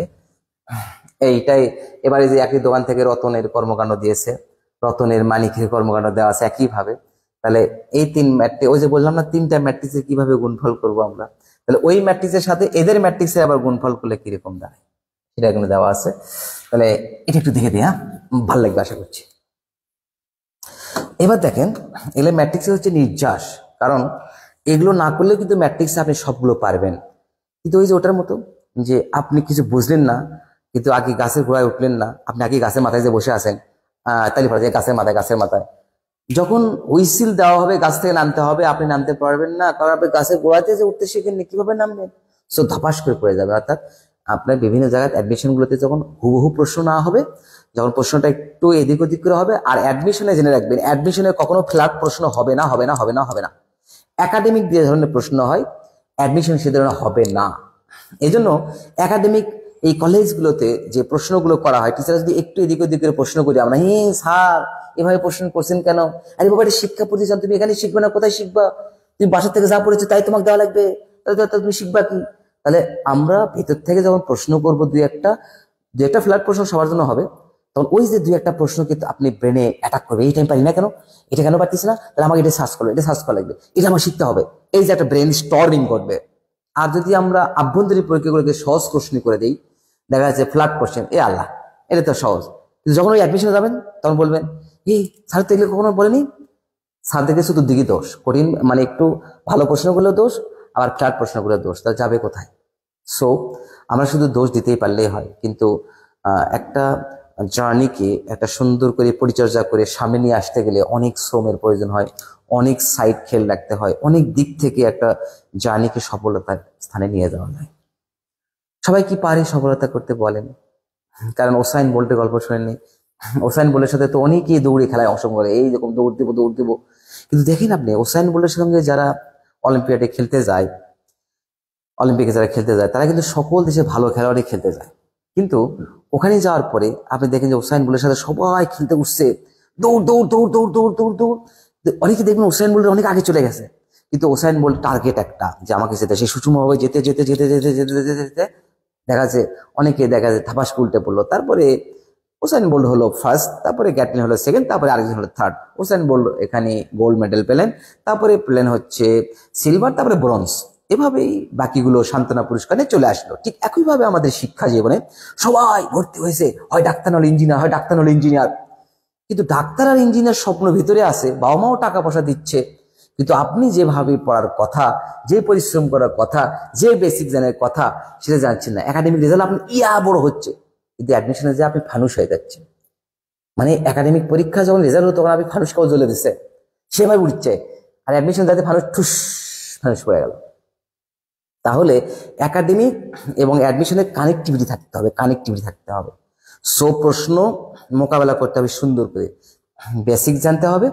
সব প্রশ্ন কথা বলছি না, কিছু কিছু প্রশ্ন থাকবে যে প্রশ্ন দেখলে আপনি ব্রেন স্টর্মিং করতে বাধ্য হবে, সেই ধরনের প্রশ্ন কিছু থাকতে হবে, তাহলে আপনি গেইন করতে পারবেন। তাছাড়া নয়। কারণ আপনি একাডেমিক রেজাল্টে কয়দিন লাফালাফি করবেন, একটু কষ্ট করে না হয় একটু কম নম্বর পান কলেজগুলোতে, তারপরে আপনি ওটা শিখে একটা অ্যাডমিশন দিয়ে দেখেন ভালো নম্বর পান। এই যে সামান্য কষ্টের জন্য আপনি দীর্ঘমেয়াদী আপনি সুফল পাচ্ছেন, আর সামান্য সুফলের জন্য দীর্ঘমেয়াদী যে কষ্ট পাবেন, কোনটা নেবেন বেছে নেন। তাহলে আমরা এখন এটা নিয়ে কথা বলি, আমি কোনো চলে গেছি, সবাই ক্ষমা করে দেবেন। এবার দেখেন, একই দোকান হতে রতন 4টি পেন্সিল কিনছে, রতন 4টা পেন্সিল কিনছে। একটা পেন্সিলের দাম কত টাকা? একটা পেন্সিলের দাম তারপরে 6টি বল পেন কিনছে, 5টি খাতা কিনলো, এবং মানিক 3টি পেন্সিল, 5টি বল পেন, 4টি খাতা কিনলো। তাদের দুইজনের ক্রয়কৃত পণ্য গুলো হলো, দেখেন ওই যে 12 টাকা করে কিনছে, পেন্সিলের দাম একই কিন্তু, তাই না? 4টি পেন্সিল, তাহলে দেখি পেন্সিলের দাম কত শিখলাম আমরা এখানে পেন্সিলের দাম কত শিখলাম? 12 টাকা পেন্সিলের দাম 12 টাকা, আর বল পেনের দাম কত টাকা? 5 টাকা, আর খাতার দাম কত টাকা? 20 টাকা। এখানে কে কে কিনছে? শহীদুল্লাহ ঘটনা এখানে ঘটাইছিল, তাই না? শহীদুল্লাহর ঘটনা ঘটাইছে। এবার শহীদুল্লাহ তো আছেই, শহীদুল্লাহর ঘটনা ঘটাইছি আমরা।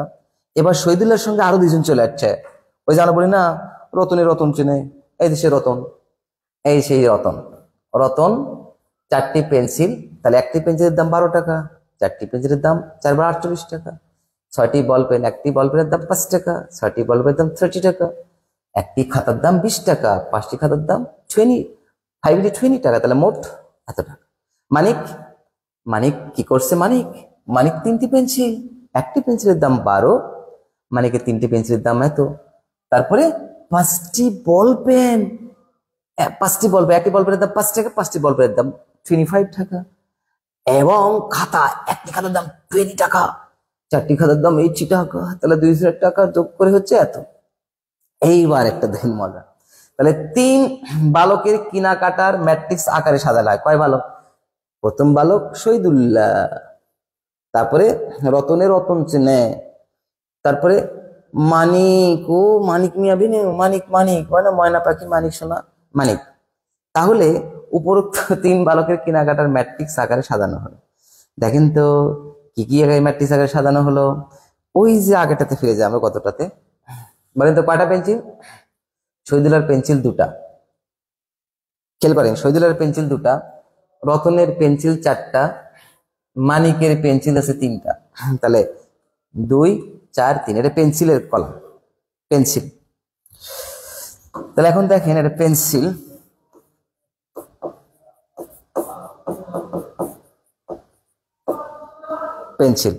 তারপরে দেখেন বল পেন, এটা বল পেন, এটা হচ্ছে বল পেন। তাহলে ইনি বল পেন কিনছে কয়টা? উনি বল পেন কিনছে হচ্ছে 4টা, দেখেন ইনি বল পেন কিনছে 4টা, আর ইনি বল পেন কিনছে কয়টা? 6টা, তাহলে 4টা 6টা, আর উনি কিনছে কয়টা? 5টা। ওই যে বল পেন 5টি বল পেন, এই যে 5টি বল পেন। তাহলে এই যে বল পেন এটা, আর এইটাকে সারলাম আমরা খাতা। দেখেন একটি পেন্সিলের দাম 12 টাকা, তাই না? একটি পেন্সিলের দাম 12 টাকা। তারপরে একটি বল পেনের দাম 5 টাকা, এবং একটি খাতার দাম হচ্ছে 20 টাকা। তাহলে একটির দাম, তাহলে দুইটার দাম কত? তাহলে দুইটা এখানে পড়বে, তাহলে এই পুরোটাই পড়বে এই বরাবর। আপনি দেখেন কি ভালো লাগছে না? এটা যখন এই বরাবর পড়বে, একটা বল পেন, তাহলে 2টা বল পেন এটা, একটা পেন্সিল, 4টা পেন্সিল এটা, একটা খাতা, 3টে খাতা এটা, তাহলে মোট এটা হলো এই বরাবর। আবার যখন আমরা এটা নিব তখন দেখেন এটা যখন এর উপর পড়ে যাবে 4 12, এই যে এটা, আবার এটা, আবার এটা, তাই না? এটা গেল, দ্বিতীয়টা গেল, তাহলে এটা গেল আমাদের। তারপরে এটা গেল, তারপরে আবার এটা গেল, তাই না? তাহলে প্রথমে এইটা উল্টে পড়লো এর উপরে, হয়ে হলো এটা। তারপরে তারপরে এইটা উল্টে পড়লো এর উপরে, হয়ে হলো এটা। তারপরে এইবার এইটা উল্টে পড়লো এর উপরে, হইলো এটা। কথা কি ছিল চলেন তো দেখি। কথা ছিল এর সারি এবং কলাম, এর সারি এবং কলাম, এর সারি, এর কলাম এবং সারি একই। তাহলে গুণফল ম্যাট্রিক্সের মাত্রা হবে 3/1। অর্থাৎ সারি কটা হবে? সারি হবে 3টা, 1টা 2টা 3টা, এই যে 3টা সারি। কলাম কটা? একটা, দেখি একটা, এই তো কলাম তো একটা হয়েছে। তাহলে সারি 3টা, কলাম কয়টা? একটা। তার মানে আমরা বুঝতে পারলাম যে এই ধরনের আমরা কিভাবে ম্যাট্রিক্সগুলোকে আমরা বাস্তব জীবনে এসে কাজে লাগাই। তাহলে এখন যদি বলা হয় এদের মোট টাকা লাগবে কত, তাহলে মোট টাকা লাগবে হচ্ছে 104 যোগ 154 যোগ 141, তাহলে মোট টাকা লাগবে এত। ওকে, তাহলে আমরা এরপরে আইটেম আছে। এবার আবার বলছে কি 1 মাস পর শহীদুল্লাহ, রতন ও মালিক ওই দোকান থেকে পূর্বের মাসের ন্যায় একই পণ্য কিনছে, তবে পণ্যগুলির মূল্য একটু বেশি, যা ম্যাট্রিক্স আকারে দেখায়। এবার একটু বেশি, 14 টাকা, 6 টাকার 25 টাকা, তখন ছিল 12 টাকা, 5 টাকার 20 টাকা। এবার 14, 6 আর 25 তাদেরকে পরিশোধ করে মূল্য একই নিয়মে বের কর। তাহলে একই নিয়মে মূল্য বের করবো, জিনিসগুলো কিন্তু একই, দাম বাড়ছে, তাহলে মূল্য এবার হচ্ছে এইগুলো যোগফল 127, এই কাকতালি ভাবে 217, এটা হচ্ছে 172। তাহলে মোট এত হলো। উপরের সকল উত্তর মিলে দুইটি ম্যাট্রিক্স গুণ হিসেবে দেখানো যেতে পারে। তাহলে এখন প্রথমটা পণ্যের ম্যাট্রিক্স, খেয়াল করেন পণ্যের ম্যাট্রিক্স। পণ্যকে এই যে 2টা, শহীদুল্লাহ 4 3, তারপরে রতন 4 6 5, তারপরে মানিক 3 5 4। আর আগের টাকা ছিল কত? 12 5 20, বর্তমান টাকা কত? 14 6 25। তাহলে এটা হলো পণ্যের ম্যাট্রিক্স তিনজনের, আর পূর্বের টাকা এবং বর্তমান টাকা। তাহলে আমাদের হবে কত? এখন দেখো এইটা উল্টে পড়বে এই বরাবর, বলে এটা। আবার দেখেন এটা উল্টে পড়বে এই বরাবর, হলে এটা। আবার এটা উল্টে পড়বে, এটাই উল্টে পড়ে এই বরাবর হবে এটা। একটু দেখেন, একটু এটা মোস্ট ইম্পর্টেন্ট এটা। হ্যাঁ, আরেকবার দেখি আমরা একটু, চলেন। এটা হলো, এইটা প্রথমে উল্টে পড়বে এই বরাবর, দেখেন এটা কত, কোনটা হলো আমাদের? হ্যাঁ, এই না না না, এটা এরকম না, ছি, একটু 1 মিনিট। হ্যাঁ, এটা আমাদের মোট টাকার পরিমাণ পাওয়া গেছে। তাহলে মোট টাকার পরিমাণ কত ছিল আগে? ওই যে আমরা যে বের করছি মোট টাকার পরিমাণ, দেখেন মোট টাকার পরিমাণ 104, দেখেন 104 154 141, 104 154 141, আর বর্তমানে 127 217 172, দেখছেন? তাহলে পণ্য, পুরাতন মূল্য, নতুন মূল্য, পুরাতন মূল্য এটা, নতুন মূল্য এটা। কি সুন্দর ম্যাট্রিক্স সাজানো গেছে না? তাহলে আমরা এখান থেকে দেখলাম যে পূর্বের দাম এবং বর্তমান দাম কম্পারিজমে এখান থেকে করা যাচ্ছে। আমরা ম্যাট্রিক্সের প্রকারভেদ ইনশাল্লাহ আজকে যে পর্যন্ত আলোচনা করলাম ম্যাট্রিক্সের, ইনশাল্লাহ আশা করি সবাই ভালো লাগছে, এবং আগামী ক্লাসগুলোতে আরও ইনশাল্লাহ আমি আরও সুন্দর সুন্দর কমেন্টস নিয়ে আসবো। আপনারা, হ্যাঁ সুন্দর পড়া ভালো লাগে না স্যার? আপনাকে অনেক ভালো লাগে, আচ্ছা ঠিক আছে, পড়া ভালো লাগাতে হবে। তাহলে আমরা দেখলাম ইনশাল্লাহ এরপরের দিন আমরা ম্যাট্রিক্সের, আগামীকালকে আবার আমি একই সময় লাইভে থাকবো ইনশাল্লাহ, ম্যাট্রিক্স নির্ণয় শেষ করে ছাড়বো। আজকে আমাদের যে পর্যন্ত আলোচনা হলো আশা করছি সবাই ভালো লাগছে। আবার আমরা আগামী পর্বে এই ম্যাট্রিক্সের মেইন আলোচনায় চলে যাবো। সবাই ভালো থাকবেন, আজকে পর্যন্ত আল্লাহ হাফেজ।